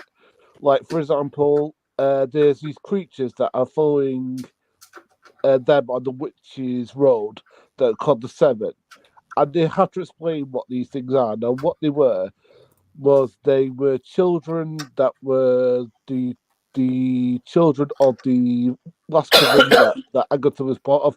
The thing is, they could show this, not just tell it, and it's annoying. And also the fact that they had to show and not tell, like one of the ladies, one of her witch powers is that she can see the future or she can read tea leaves, and they have to tell us that. Oh, I've had this dream about me falling to the ground. I said, well, you could have just shown me that. You can't. I know that kids watch this, but kids aren't stupid, right? Kids know the idea of foretelling and stuff like that. Like they can deal with these concepts, right? And the thing is that if you look at something like the Penguin, which doesn't do you, they actually just show you. Like for example, like there's been issues with Sophia that I won't get into spoiler issues with, but we'll deal with that when we talk about the Penguin. But here, it's like you complete moron. You can't understand this subject. You can't understand this subject. It's like I can't. Right? Catherine Hahn and flaming Aubrey Plaza's relationship was just stupid. Right? I didn't get any of it. I didn't understand why she was trying to kill her this entire time. And then stopped trying to kill her. I was getting really confused. Right? And it got to the point that I was like, I thought that I was doing out. It's just that I was just getting cross because I was just like, I'm supposed to invest in this journey, and it turned out the journey was just not necessary. It's just like I hate this. I hate everything about this, and it does seem to be there to be pointless just to queue up the next season, which is going to be spoilers. We're going to see Teen go on to try and find his brother. Oh well, what the fucking blue-ass don't really give a fuck. Right, you two go. Go on, Cheats. Okay. So I actually disagree with you a lot. I'm not saying that this is the best Marvel show that's come out ever. I mean, I still think there are plenty of Marvel shows that are better than this one. But I mean, I don't think it's as great as some people, because some people are saying, oh, it's just as good as Loki and as WandaVision, and I'm like, I don't think it's on that level. But I totally disagree with you that they're explaining too much, and the relationship between, spoiler alert, Lady Death and Agatha was like stupid, and I honestly thought a lot of that stuff was done really well. I mean, even in the comic books, Lady Death had a relationship with Thanos. You know, like this is nothing new. I really just, I mean, I think that the show was above average at best, but some people are touting it as one of the best. I think it's okay. I think it's pretty good, but I think they did the right thing in the last episode with not really overselling it. I think it was good that they kind of drew back on it a little bit, kind of like Doctor Strange, the first Doctor Strange movie, where they didn't go super crazy with the ending. And yeah, I don't know, I thought it wrapped up pretty well. There were definitely some really low points in the show. I think episode 4 or 3 or something like that, and episode 6, The one with the backstory episode was way too much. The final I thought that episode. huh? The final episode, you mean? No, the backstory episode for Teen for Wiccan. Oh, I thought that Billy. one was a bit too much. Like, I think that they hovered on that way too much. It could have been, they could have done that in 15 minutes and that'd have been fine. No, the last episode, yeah, that kind of went on a little bit too long too. I think they could have chopped that down a bit too, but it did explain kind of the Nicholas Scratch thing and what the relationship between Agatha and Lady Death and everything like that. But overall, I thought the show was a decent romp through the magical realm. I love the twist on the Witch's Road. I thought that was great. That it kind of subverted the whole trope of because I honestly thought it was the Witch's Road the whole time. So anyway, I disagree with you on a lot of points, Gaz. But I mean, but that's kind of my thoughts on it. Go ahead, Sam. The show was all right. It's I don't know if that's acceptable for something to be middle of the road. No pun intended. But it was okay. Now, the penultimate episode gave you the Usual Suspects ending. I'm not sure if you've seen the movie Usual Suspects. That ending was very Usual Suspects, where he kind of realized that it was all in his a twist on Usual Suspects, where he realized he created this whole fucking thing himself, and that's why Agatha was so surprised, because she couldn't believe what was happening, because the road was just a ruse. I think they made too much of an issue of that in the final episode by explaining that. I really wished it wasn't explained like that. I wish the penultimate episode was the final episode to a degree, because that would have been a great ending. That would have been a really clever ending. But to give us a little bit more, maybe make it feel sympathetic with Agatha because she had a son and all of that shit, I wasn't feeling that. And then she became a con artist and all of that. I agree. I think they try. I agree with you. I think they were really trying to make us sympathetic to Agatha. I didn't want to be sympathetic to Agatha. I think that they should have subverted which they kind of did. They subverted the villain turning into the hero type thing. Like, but then all along, like literally, she was the villain. She was literally using the road ruse to kill people to extend his life, right, or her life.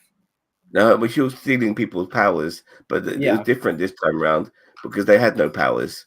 Yeah, and so it was a bit unusual how it all played out. But her turning into a ghost, and I was like, come on, like I don't know how I feel about all of that. But that was a bit dumb. I'll give you that one. I think the final episode kind of ruined a good series, in my opinion.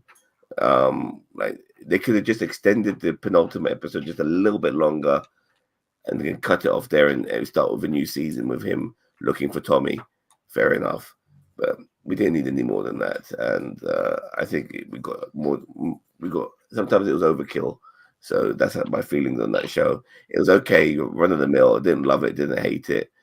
But that's the way Marvel is at the moment.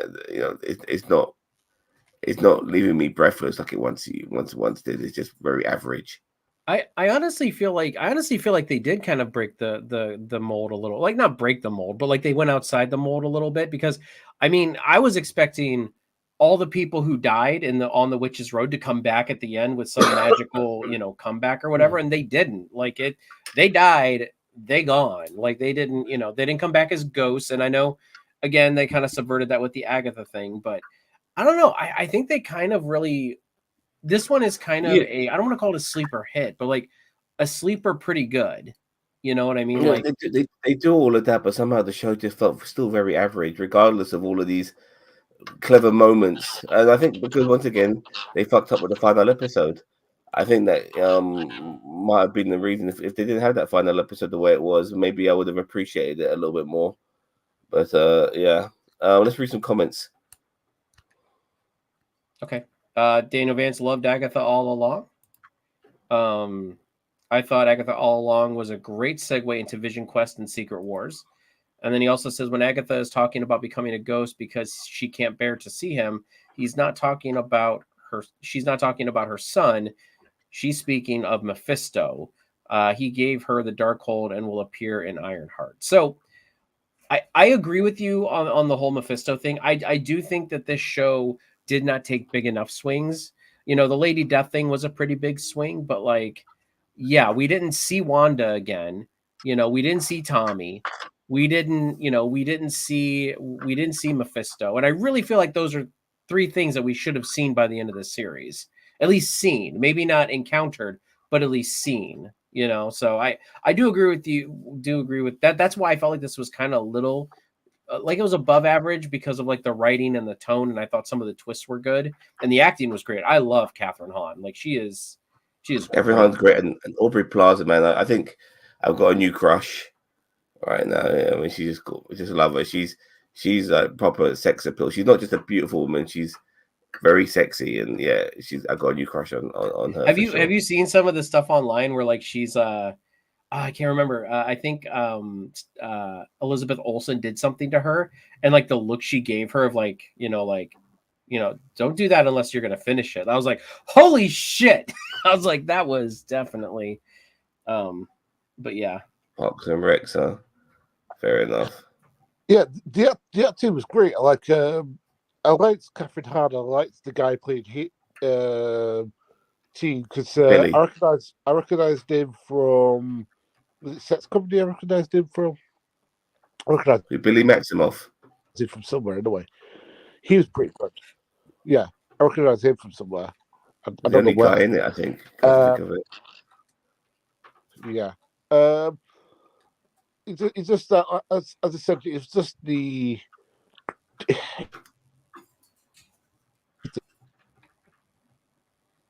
Well, you're breaking up, your boss man. Bits and the whole thing. I mean, it would have been better if he was Mephisto because the whole thing of traps and stuff like that is something he would do. He would make people do things for his own amusement and then fuck with them. Because that would make more sense that it was Mephisto, like, working this from behind than it being Billy Maximoff's wet dream over it was. It's just ridiculous. I mean, and that's the thing that it makes sense for it to be something like Mephisto because he is into that sort of stuff. He's into torturing people with what they want and then making it that they get screwed in the end. That's it, literally his MO. And as I said, like I can't imagine there's going to be another series of this. I mean, there's no way they're going to be able to do Billy looks for Tommy now. They should have found him on the road, and that should be the end of the series. Well, what they might do is that they might just if they want to bring Thomas into this, they're going to have to somehow intertwine what we got here with something else, and then just deal with it very quickly. Okay, we got Tommy. We're ready to go now. Well, they could have found Tommy off screen. Hey, look, we're all together now, you know. But they got to do, if they want to do the Young Avengers, they got to do it soon before these Avengers start hitting their fucking 30s. You know what I mean? Well, that's why I was kind of hoping that the Kang Dynasty movie, before it was rebranded as Doomsday, which I hate, by the way. The more we get into this Doomsday thing, the more I do not like the idea of an Avengers Doomsday movie. At least now, maybe after Secret Wars, but you know, like I was hoping that King Dynasty would be a backdoor Young Avengers movie. Nothing feels like it's coming together at this moment in time. That's what pisses me off. Well, it's because they keep changing it. They keep changing the plan. Yeah, like you felt like with the odd Avengers movie, and then with Thor and Guardians and stuff like that, you felt we were coming into this Thanos thing. It felt real. Like it's all culminating to that. Everything feels like it's going in its own fucking direction. Nothing feels connected anymore, you know, which is pissing me off.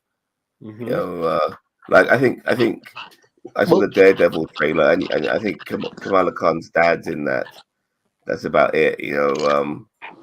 But to be fair to Marvel, and I will be fair, I think that they've just like since the whole Kang thing's been cut off because of what happened to Jonathan Majors, they'd be basically like sucking up to say we can't. I mean, to be honest, because I mean, like I agree with you. They should have just carried on with just do Ken Dynasty and got a different accent, but for some reason they don't think they can do that, which I just find stupid.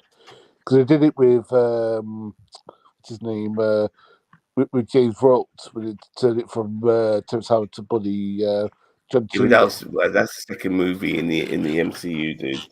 You know, Yeah. like now it's different now. But Even though I agree, even though I do believe they should have changed the actor, I agree.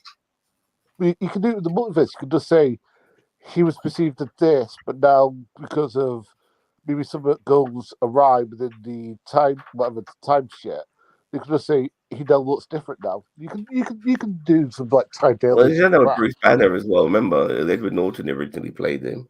Yeah. So Honestly, I honestly, and I think Ginger's the one who said this originally was, you know, I think that I think you're giving Jonathan Majors too much credit if you explain why he's been recast.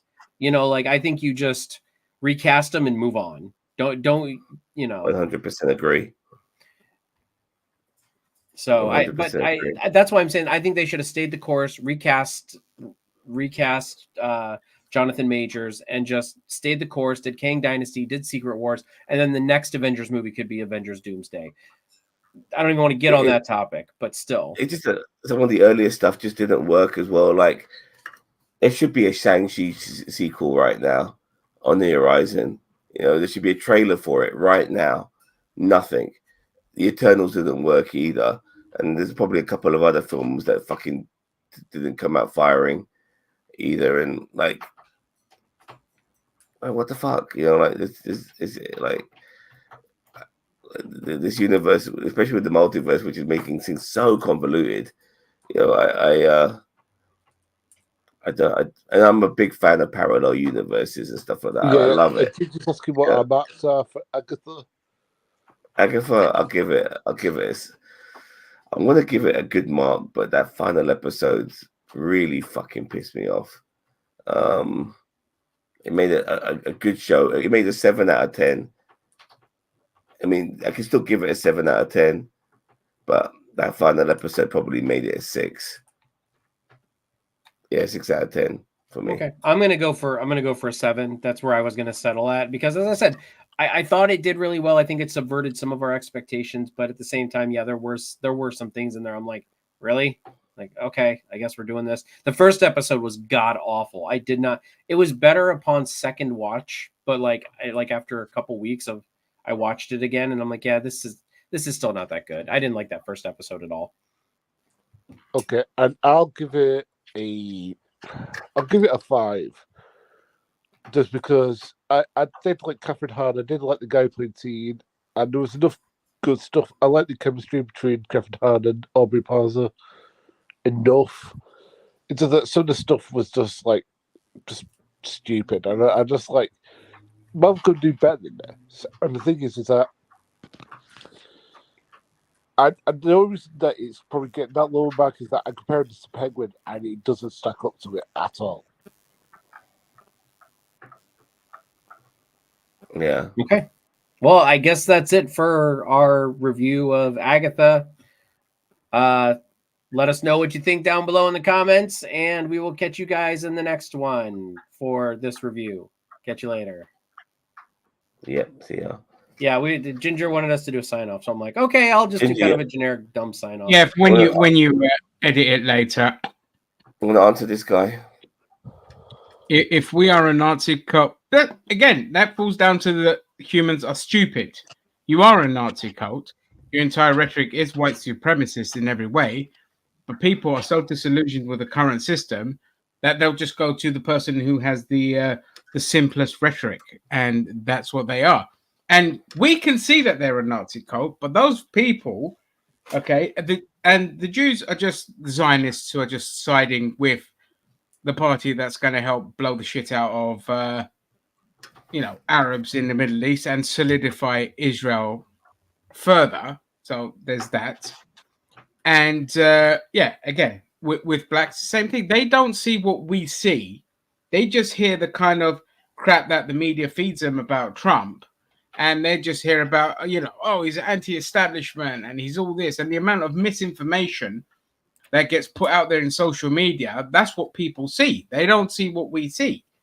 However, I'll say this to these people: pick-me's are in for a lovely little shock, just like the women are in for a little shock. A massive case of leopards ate my face, when they suddenly come to the realization that, I didn't realize this would affect me. I'll give you a great example. Puerto Ricans and Nicky Jam, who were on this Trump wave, okay, because there's a huge contingent of right-wing Puerto Ricans, and then all of a sudden, they are shocked and chagrined that Trump, somebody on Trump's team, called them a pile of garbage or a garbage island. And there you go. And now all of a sudden, Nicky Jam's like, can't endorse this. I never thought this would happen. So that's your answer. Just check this out as well. You want to see some Nazis? I'll show you some fucking Nazis. Reviving one of the more odd traditions of the MAGA movement, Trump supporters flocked to Jupiter to join their fellow cult members in a boat parade to pay tribute and show loyalty to their dear leader.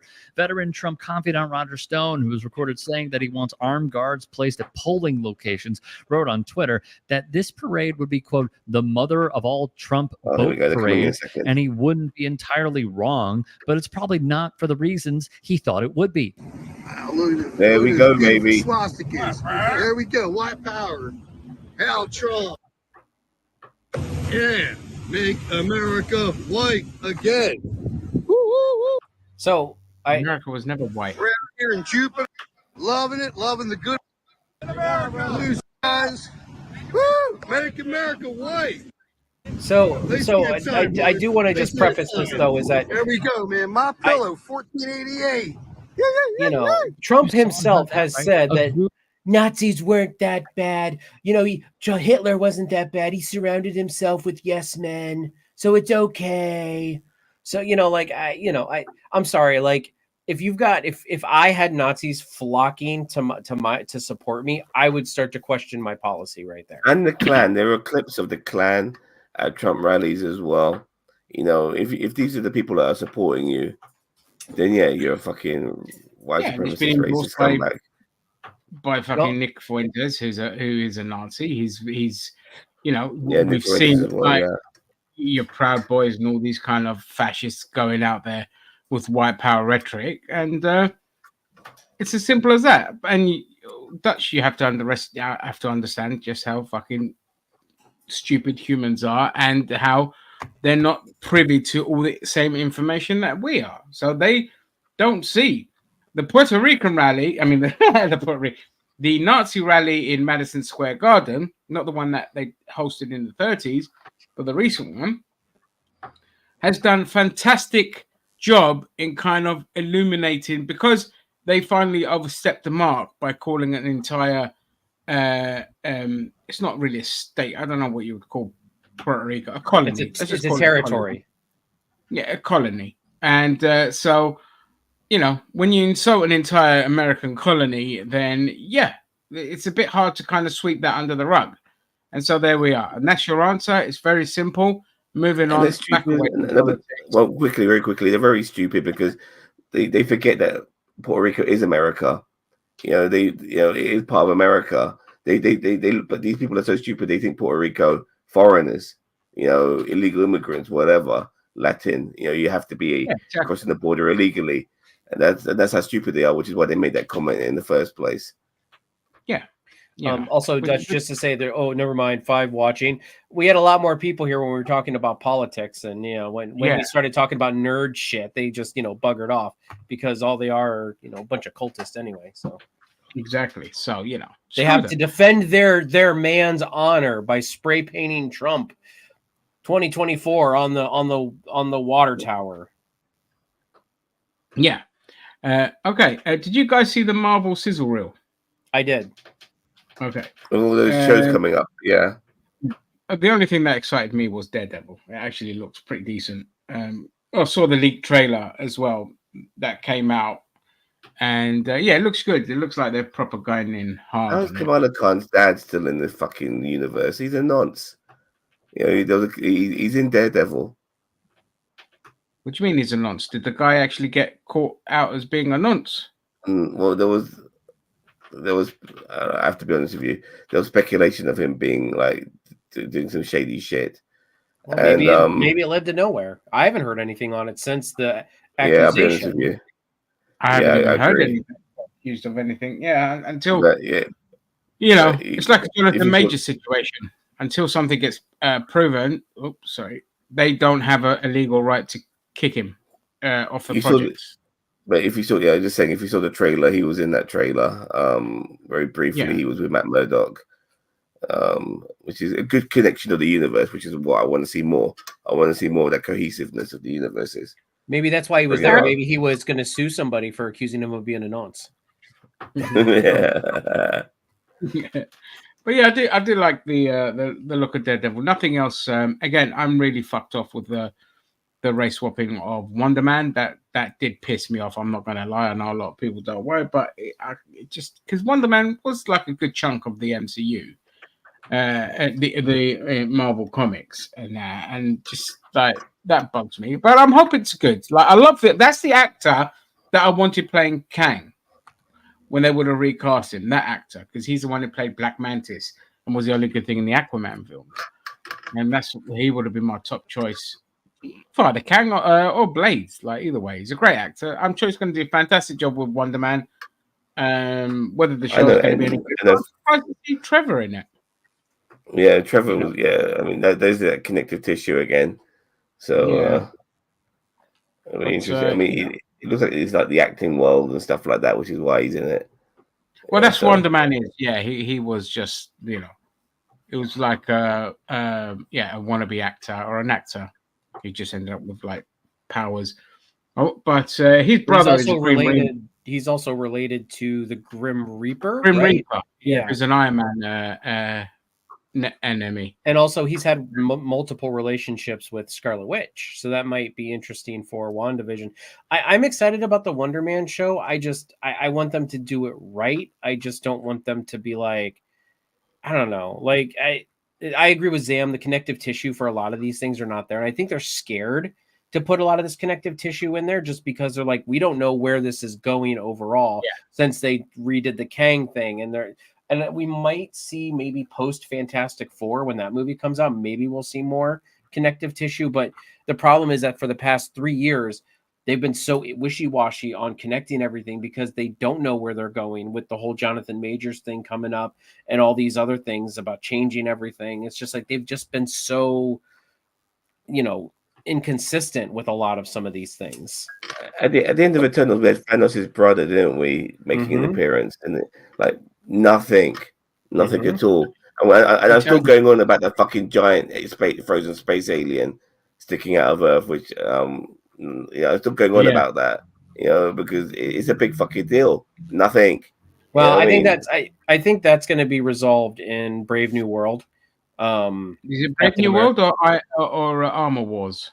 No, Brave New World. There's been leaked footage that they do. I'm not going to get some resolution there because he has been obsessed with it. I'm saying there's nothing wrong with that. Like, okay, you're obsessed with that, but at least you'll get a payoff because, like you said, it's a great big fucking hand sticking out the bloody earth. Hand and head.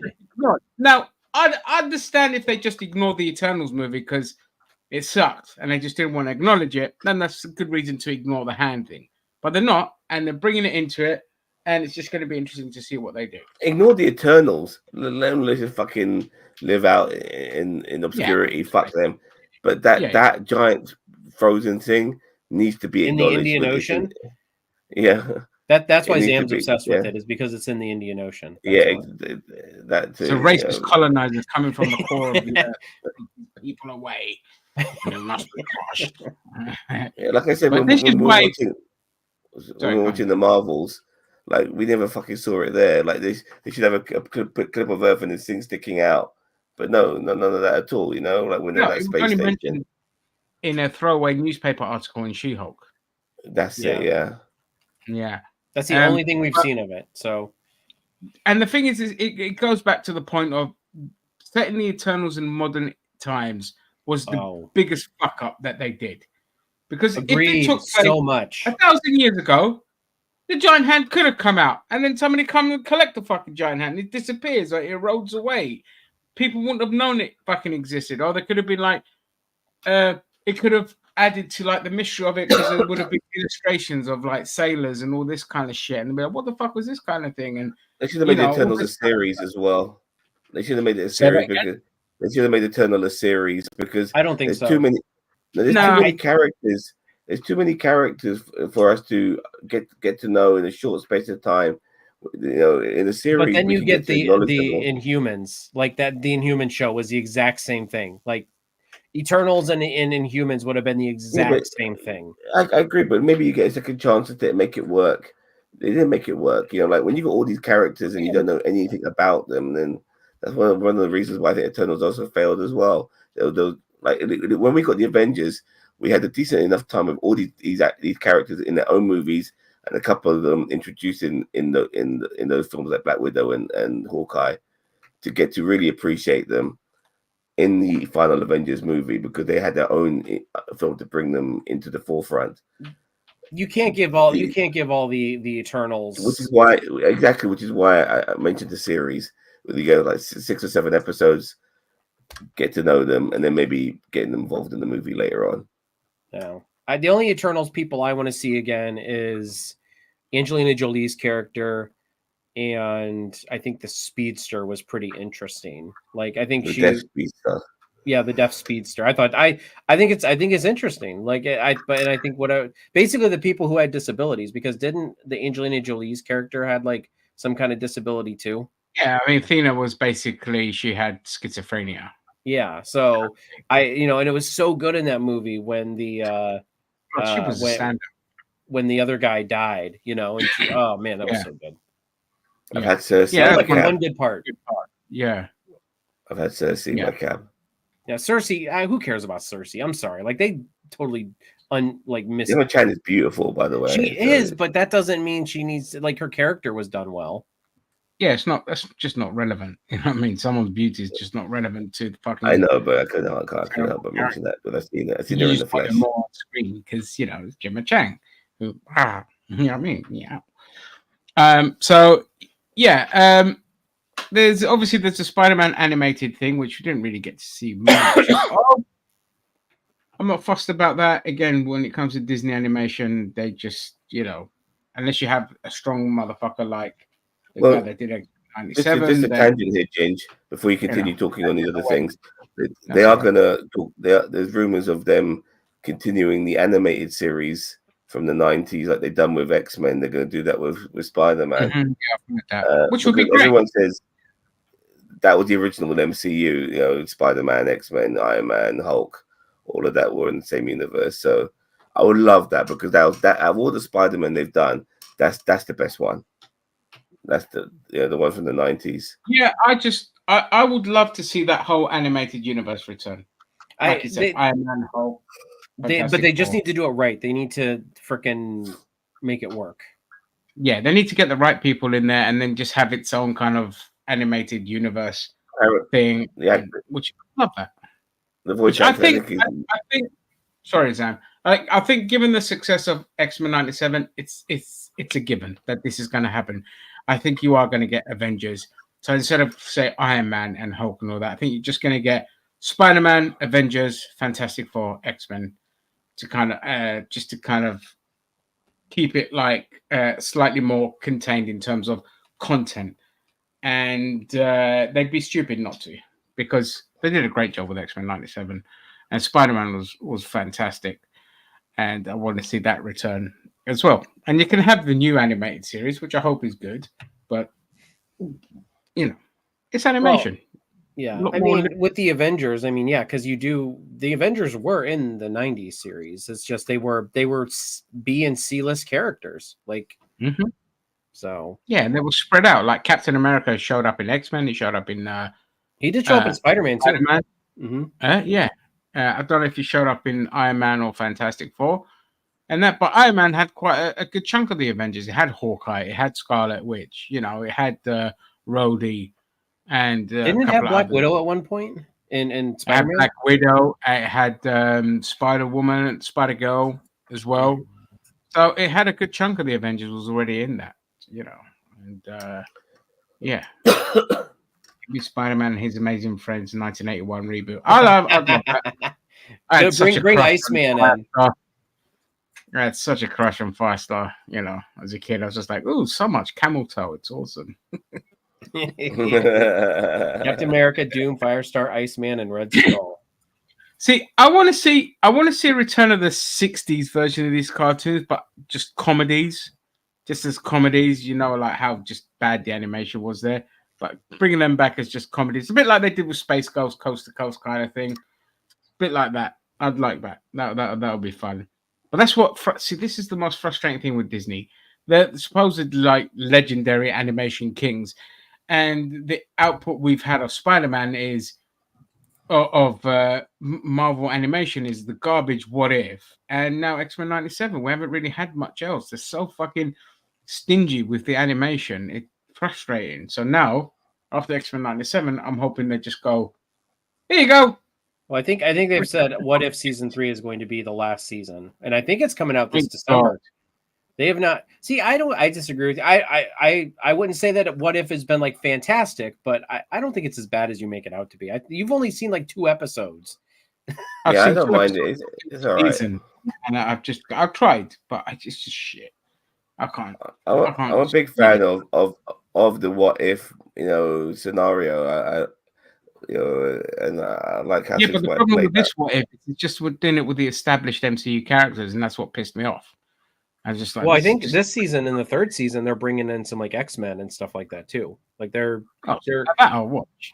They're expanding out in the Marvel universe. I think now they're more comfortable with doing that rather than in the first 2 seasons they were kind of like, like they were kind of hands off because they didn't know what was going on with the Fox Disney deal.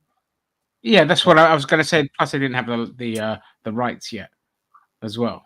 So now that they do, they could definitely bring in more X-Men. But again, that's fine. I'll leave What If to the fans who like it. I'll dip in again and see, especially the X-Men stuff. But that's the last so much MCU stuff coming this year, is it? What If? There's like 6 things coming out this year, and like 5 or this 4 year.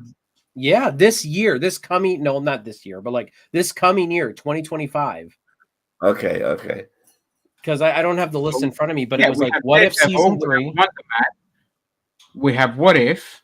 We have Ironheart. We have Ironheart.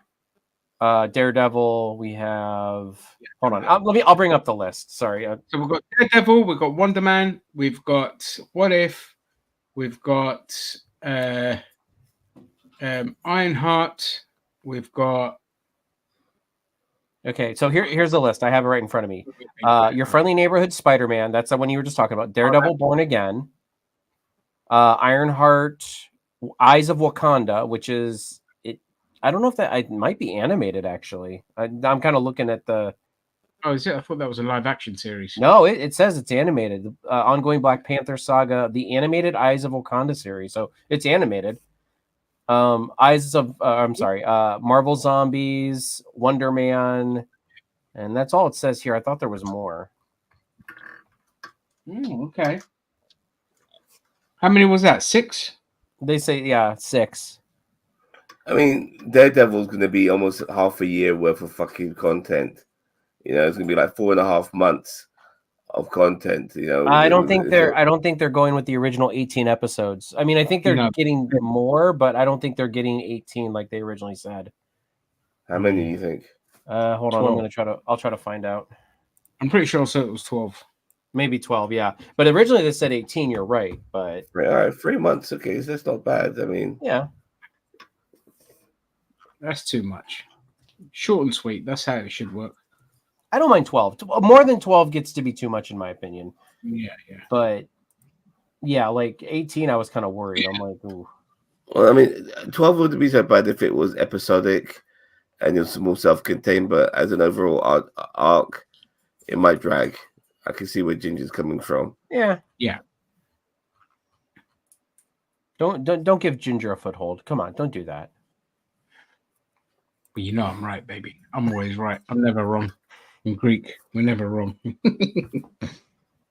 Right. What Do else the did I head nod. have? Do the head nod.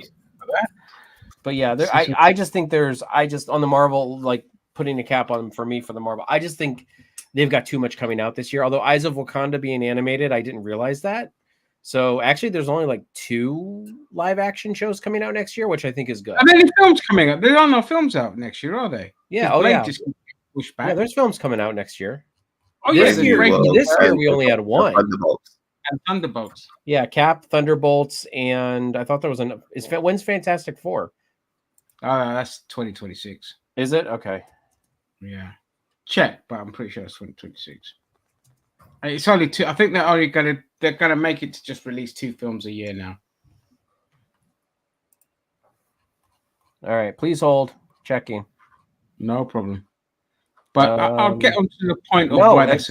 Fantastic Four is July 25th, 2025. Oh, So okay. It's Right. Captain America: Brave New World, February. Thunderbolts, May. Fantastic Four, July. And then we have to wait all the way till May for Avengers: Doomsday, unless they announce something else. Oh, that's all right. I'll take that back. It's really I weird. thought there was a third one. That's too much. They should stick to 2 things because I tell you why. Like 2024, because of the lack of MCU stuff, I've just been like throwing myself at so many different films. I've just gone down some weird fucking rabbit holes for films this year because I don't go to the cinema anymore, and there's only been Deadpool and Wolverine that have been worth watching, which I'll get into in a minute. But we'll move on to the Penguin. Have any of you been watching a Penguin? Yeah. I mean, yeah, of course. But have you seen today's episode? No, I have not seen Because- today's episode. Actually, no. because I watched. That won't come out till later, but I believe. Yeah, I don't think it's out yet. It might be, but I don't think it's out yet. Yeah, I don't know what time it's coming out, but I haven't seen today's episode. But that series is just like been perfect in every sense of the word. Like, we will be doing a series review when it ends. I think we did. Did we do a first episode review? Yeah, we did. We did a first episode review of Agatha and Penguin because we were just That's right. Yeah, and then we'll do a series review of Penguin. And for me, that's show of the year. Even like as much as I loved X-Men, it tops X-Men as well for me. Well, but remember, we have for Golden Glasses, we have animated show of the year, and we have animated, don't we? Or is it animated movie? I don't remember. I don't know. Yeah, animated, whatever. Well, I'm gonna wait until I see all the episodes of Penguin to make a decision. But it's already so far very good, and but for me still, like I cannot forget how good Shogun was. It was phenomenal. Shogun was so good, and it was pretty much the beginning of this year. So I don't want to leave that one behind. Well, I mean, it's in my top 5. Everybody gets one. If we're talking Golden Glasses, everybody gets one nomination. So if someone nominates Penguin, someone else can nominate Shogun. You know, like it just depends. Which I think our meeting. I want to nominate. I'm happy to nominate either, but I can't nominate Penguin until I've seen all the episodes. Yeah, that's fair. Well, yeah, obviously. I mean, it could be completely derailed with the next couple of episodes, but so far, it's been like phenomenal for me. I've just enjoyed it. It's gripping. The pacing is great. It's got a lot of all these little fires in and all this kind of stuff. It's what Gotham season 1 should have freaking been. 100%. Yeah, it really should. And we're still saying this 6 episodes in that it should have been, because it's perfect. We don't have all these enemies. We have, and we've already kind of eroded away on the Maroons and the Falcones and all this kind of stuff. And now we've got the Gigantes, which is basically Sophia basically taking the mother's name and ditching the Falcones. Yeah. Which I thought was a very fucking powerful. What we've seen so far, I just think that she's making it easier for Penguin to take over Gotham. But I think that's a part of his master plan. Is well, no, I don't think. No, but I don't think she. But I don't think his plan. I mean, he's lucky. I think he's kind of lucky that she's doing this. Like she's killed off her own fucking family for fuck's sake. She's. Oh, I and think Penguin stumbled into a lot of luck in this series. I don't Yeah. think this is like a master plan. I just think that's his plan, is to pit them all against each other and to weed them out. I just don't think he realized how this was going to play out overall. Like, I think he was figuring the Maronis would take out the Falcones, not the Falcones would take out the Falcones. But never mind. Spoilers. Oh yeah, sorry, spoilers. But yeah, like, you know what I Yeah. mean? Like, I think this is a part of his plan, though, is to pit everybody against one another, and then Well- him just kind of like swoop in and pick up the. Well, he's now aligning himself with these smaller gangs, unifying to take over Gotham that way. Because I don't know how big the Falcons or the Gigantes, how big they are now. Now she's pretty much killed everyone, and the Maronis as well. I don't know how big they are as well. Well, the Maronis are all but gone now. They're all but Yeah. gone. The three of the heads, they're all gone. The Gigantes, they still got. It's just the heads that were taken out. Like a lot of the kind Soldiers. of soldiers are. There's still loads, so there's still a huge threat. So what she did was get rid of the heads of the family. She's still, everyone else is still around, and she went socialist with it. It's like, hey, you get a better cuts, better rate of pay, and all this kind of shit. But it's actually And funny all of because that. Penguin's done the exact same thing. Like, Penguin's like, hey, you guys get I'm giving you, more money, blah blah blah blah blah. Like, so they're kind of playing the same game there. Yeah, absolutely. And I like seeing Victor kill that kid off, the one who was bullying him into getting into his organization. Oh yeah, I'm glad. so happy. I'm so happy Victor killed him. That was much needed for his character development as well. yeah, absolutely. Yeah, it's great. It's been a great show so far, and yeah, I'm enjoying it. It's been some good TV this year. I mean, I'm pissed off that they cancelled Chaos because it did good numbers and it was a fantastic show, and they've just kind of left it open. Unfortunately, that was great. We also had the second season, although it wasn't as strong as the first one, of oh god damn it, what's that superhero show? Oh, Extraordinary. Yeah, Extraordinary. Which it wasn't as good as the first season, but it's still good. Did they cancel it? I haven't. No, it's still going. Oh. Sorry, I just meant that we had that. That was good. Mhm. Have you watched? Have you finished watching the Nautilus yet? Nah, can't be asked with it. To be honest, No? just bored by episode 4. I really enjoyed it. I liked all the different Jules Verne sort of adventure moments with all these different creatures and stuff like that. Yeah. Cheetah, just check it now. As you open up a tab, go to Amazon and then change the region to United Kingdom. Oh yes, sir. Hold on. Let me get right on this. Is it not available outside of the UK? I cannot find it on Amazon. I can't You find get it it on Amazon Prime, but it's on AMC in America. I don't have He it. doesn't have AMC. But I think if he changes his region on Amazon Prime to UK, he might get it that way. Yeah, I think you'll enjoy it, Cheetah. I just, I've seen so much better stuff that I just can't be asked with the kind of cheapy. It's not. I don't know if it's going to let me change my region. You can. I could change my region. Country region.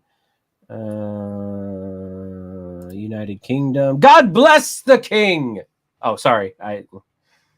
All right, I changed it. Go to Prime Video or whatever and see if it's there. It won't let me. Hold on. I just tried changing it. Okay. United Kingdom. Okay. Go to website. Oh, they even call your guys's your cart a basket. That's your basket, baby. Hey, I'm going to put something in my basket. Well, don't you hold a basket when you go to the supermarket? It's from that. It's not. No, we have a cart. we have a cart that we push, and then the baskets are the handheld ones. Yeah, That's what we have as well. We have a trolley and basket. trolley and a basket. We have a cart. It's trolley and cart that are different words. Yeah. All right. How do I don't usually do this on my laptop. Prime Video. Watch, I'm going to get a call from my dad. Who the hell did you change our region? We'll be like, Mega God 65. save the Queen, Father. I am now Just fully joke. British, and I drink tea only in this house. You nonce. Well, we share an account, an Amazon account. That's a So. British rite of passage. There, you have to call somebody a nonce, otherwise you Yeah, can't. nonce. ever All claim right. to be British. What Nautilus? Is that what it's called? Yeah, Nutilus.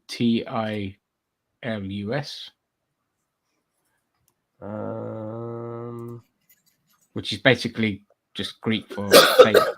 Oh, look Well, at it's that! the I can watch it now. So Oh, see, there you go. Zan's here for all your pirating needs. technically though- I'm not That's what pirating. I'm legit. still paying for Amazon. Yeah. No. All right, Well, There you I'll go, change it. everyone. I'll All just have to American. remember to change it back. Yeah, just text your dad so he knows. The show was actually made by Disney, but they ended up selling the rights, and Amazon bought it. Oh, really? I didn't know that. Yeah. Oh. All right. That would explain a lot, really. All right. Well, I will give it a check sometime in the near future. Yeah, I think All you'll right. enjoy it. You're a brain dead just like Zan, so you'll enjoy it.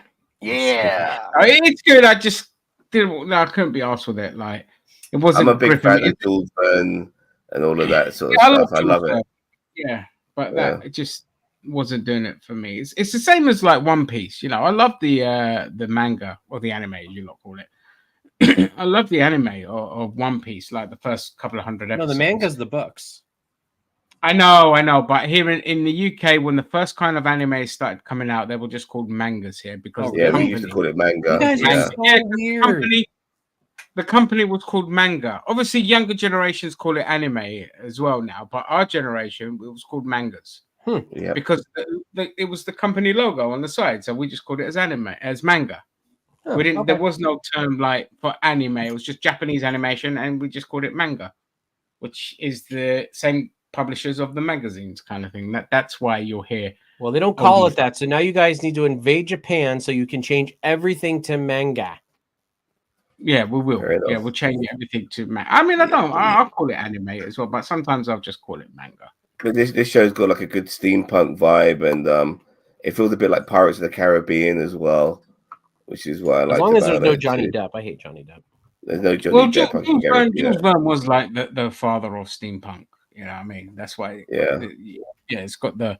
I do love the steampunk aesthetic, but I just again there was so much to kind of watch. By the way, ladies and gentlemen, the film that should be top of your list is The Substance. Okay, I can't stop raving about that film. It is such a mind fuck in the best possible way. And Demi Moore, by far her best performance ever. She has so much range in it. Rather than playing like a one-dimensional pretty girl. In this one, she's just like, and the more the film progressed, just the better her performance gets because of the circumstances. Again, I can't explain anything by going into spoilers, but it's a great commentary on how women are treated the older they get in Hollywood, essentially, whereas men just kind of could be in their 60s and still get like work nonstop and all that. But it's like a body horror film. And just I think I've seen previews for that. Yeah, it's so good, so good. Just I recommend everyone watches it. I've got I've got my brother and his lot onto it. People at work, I've got round to watching it. And there's lots of nudity in it. Margaret Qualley is just fucking stunning anyway. And yeah, her ass has more screen time than Hannibal Lecter in Silence of the Lamb. I mean, this director. Female French director, by the way, and you could tell it had a very French vibe and David Cronenberg vibe as well. She definitely likes her asses because there's a lot of ass in this film, and I like ass, so That just adds to it. But even if you took that away, even if there was no nudity in it, still brilliant. Still a mindfuck of a film, and surreal as well. And so, yeah, it's my film of the year by far. Like, it's not even close. Yeah, I don't think anything's gonna fucking top that. So I just want to Deadpool versus recommend that. Wolverine. Oh my god, way better. Like Deadpool Wolverine it's a good comic book film, but you know, as much as I love that film, it's just a comic book film. It's not like compared to this. I mean, there's no real James Gunn movies that have come out this year, so we know Ginger would, love every James Gunn movie that comes out. That's it. Absolutely, yeah. Oh my god, James Gunn. My nipples. I finished watching Brassic, the entire series, the 6 seasons. It ended like oh god, what's it called? The Italian Job. It gave an Italian Job ending, which was a bit weird. Like a weird cliffhanger. Yeah. Literally a cliffhanger. Oh, a literal. Oh right, a literal. Yeah. So yeah, but it was fun to watch. That series, but yeah, a proper British comedy series, adult humor and stuff like that. Gangster moments as well, which I'm always appreciative of. Currently watching Gangs of London. Oh my god, that is Gareth Evans directs a lot of the episodes. Gareth Evans directed The Raid and The Raid Redemption, and the action scenes are Hollywood movie level in this fucking series. Yeah, Gareth Evans is such a brilliant action director. Brilliant, superb action scenes. Like you can't believe what you're watching at times. Like fuck me, So I'm already looking forward to the next episode. Right. So I've got my list of top 2024 films at the moment. Obviously, there's still some more stuff to come out. I still got to watch that Hugh Grant film. But number one is like The Substance. Then I've got Thelma.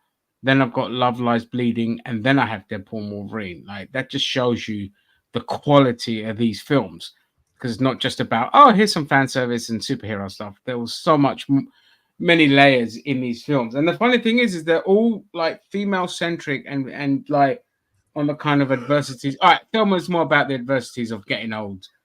But Love Lies Bleeding and The Substance, again, it's very like female centric. So, and then there's Transformers 1, which I thoroughly enjoyed. I don't know if you lot have seen that.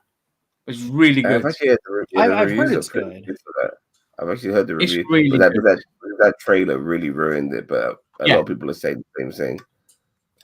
The problem is they focused. Yes, we're going to wrap soon, Cheeto. Don't worry. I'm not going to go into gaming because I can't be asked.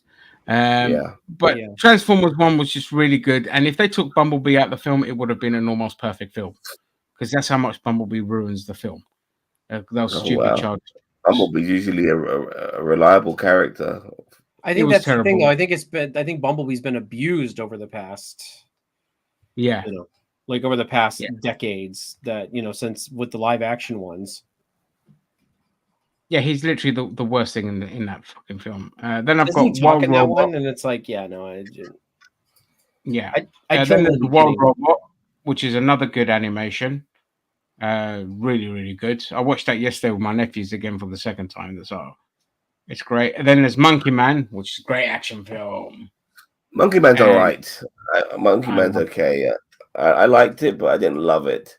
But I thought there were some good moments in it. Yeah. That's fair enough. And then finally, just Woman of the Hour, which was actually written by Anna Kendrick, who, it's based on true events, but it's really good. So, that's my top of the list so far. So it's quite eclectic. It's quite kind of different to the usual stuff, which is usually populated by a lot of action films and a lot of superhero films. But Cheeto, have you seen Kite Man? I'm about 3 episodes in. Unfortunately, I just haven't had time to sit down and commit to it. But the 3 episodes I've seen is actually really good so far. I mean, it's really definitely they're definitely making it different enough, but yet similar enough to Harley Quinn, where it's like it feels like it all meshes, but yet it's also really good. So it doesn't feel like it's wearing out its welcome already. Kite Man, can you fill me in a bit? What's all that about? So Kite Man is. I don't know if you ever watched Harley Quinn, the animated series. Yeah, never got into it. Oh, okay, yeah. So Kite Man is a DC villain anyway. He's like a fucking Z-lister DC villain who basically his only power is he has a kite and he flies around. That's crime. You know, created during that stupid era of comic books where everything was just gimmicky, stupid shit.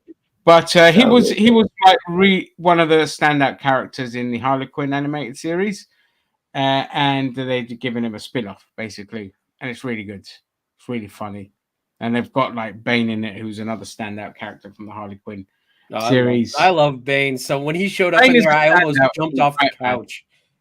Yeah, he's a standout in this series as well. It's actually really sad because the guy who voices Lex Luthor, I can't remember his name, but he passed away recently. Huh? No, not Clancy Brown. No, it's no. The guy who voiced Lex Luthor, and he's got that really distinct voice, and I'm pretty sure he was in the Horizon games, and he was in that Lance Reddick. Yeah, Lance Reddick. He did. Yeah, he passed away. He was in John Wick as well. I know he passed away, but I never knew he did. He did Lex Luthor's voice in Harley Quinn as well, and because when I heard his voice, I'm like, and when Luthor was talking in the episode, I'm like, oh, Lance Reddick. I'm like, yeah. Fuck, what are we gonna do without him? He's so good. The actor who did the voice of Slinky from Toy Story, I think he passed away before making Toy Story 3. So he did the voice in the first two movies, I think. But there was Ernest. He did Slinky. And he passed away, but they managed to find an actor who could replicate his voice to the fucking team. Lance Reddick, man, his voice is very distinct. Reddick, very unique. Yeah. His enunciation is just phenomenal. I mean, and then he's in the Horizon. He's very big in the Horizon games. That's why I'm like, when the third one comes out, I'm like, oh no. I like the character that he plays too. I'm like, oh, I hope they don't kill him off. AI can really copy voices nowadays. I mean, that's why. I'd rather them give the job to somebody else who deserves it. But I mean, just recast. Silo season 2, can't get into Silo. June Prophecy, don't care. I hate June. And Cruel Intentions, November 21st. Oh, June! I'm gonna watch that. By the way, it's a prequel series. I love June. I think it's fantastic. Okay. I thought June 1 and 2 with Timothée Chalamet were much better than I expected it to be. It was really good. Epic. Okay. Well, it's in 2 Sundays it premieres. So not next Sunday, the Sunday after. So you can wrap your lips around that one, baby. The thing is, though, when you looking at the trailer, I saw the trailer for Prophecy, and you could tell it looks like a series, and you could tell, compared to the Dune films 1 and 2, which looked like proper epic Hollywood movies with fantastic cinematography. And I just hope that doesn't become too much of an issue for me. Regarding. Well, the thing is, you gotta understand with Denis Villeneuve is his I always put him to he's better as a director of photography than a director because I find his films boring and they drag on. But his cinematography is second to none. He'll make something look epic even if his budget is like £5. He's phenomenal. So it's a bit of an unfair standard to put something, that the way he made it look to a series, but then on the flip side, we had scenes in The Mandalorian that looked with a sandworm, and that was fucking epic. That was Jon Favreau was directing, but I will say this: the only good thing I'm looking forward to regarding Dune Prophecy is the fact that you're planet hopping in this series. Like there are so many different planets, and not just on Arrakis. Well, that's interesting. Okay. So it'll be good to see them go to different planets, different worlds, as well. So yeah, I look forward to that. Cool. Okay, then I think we can wrap it up there, guys. Wait. We gotta say one thing about gaming. I hope Ubisoft goes bankrupt. Okay, we're good. Yeah, absolutely. And that was all I was going to shit on them anyway. But yeah, that's it. Thank you everyone for joining us. I might come back again next week after the election results. I think so. There we go. If Trump wins, anyway, we'll be back. If Kamala wins, probably not. But anyway, that is if all. Kamala wins, there might be some craziness that goes on over Oh, here. actually, we should come back if Kamala wins because we'll get some triggered idiots in the comments. So yeah, and there'll be crazy events. You're right. So yeah, okay then. That is all. Thank you all for joining us, and as always, let normality resume. Bye. Bye.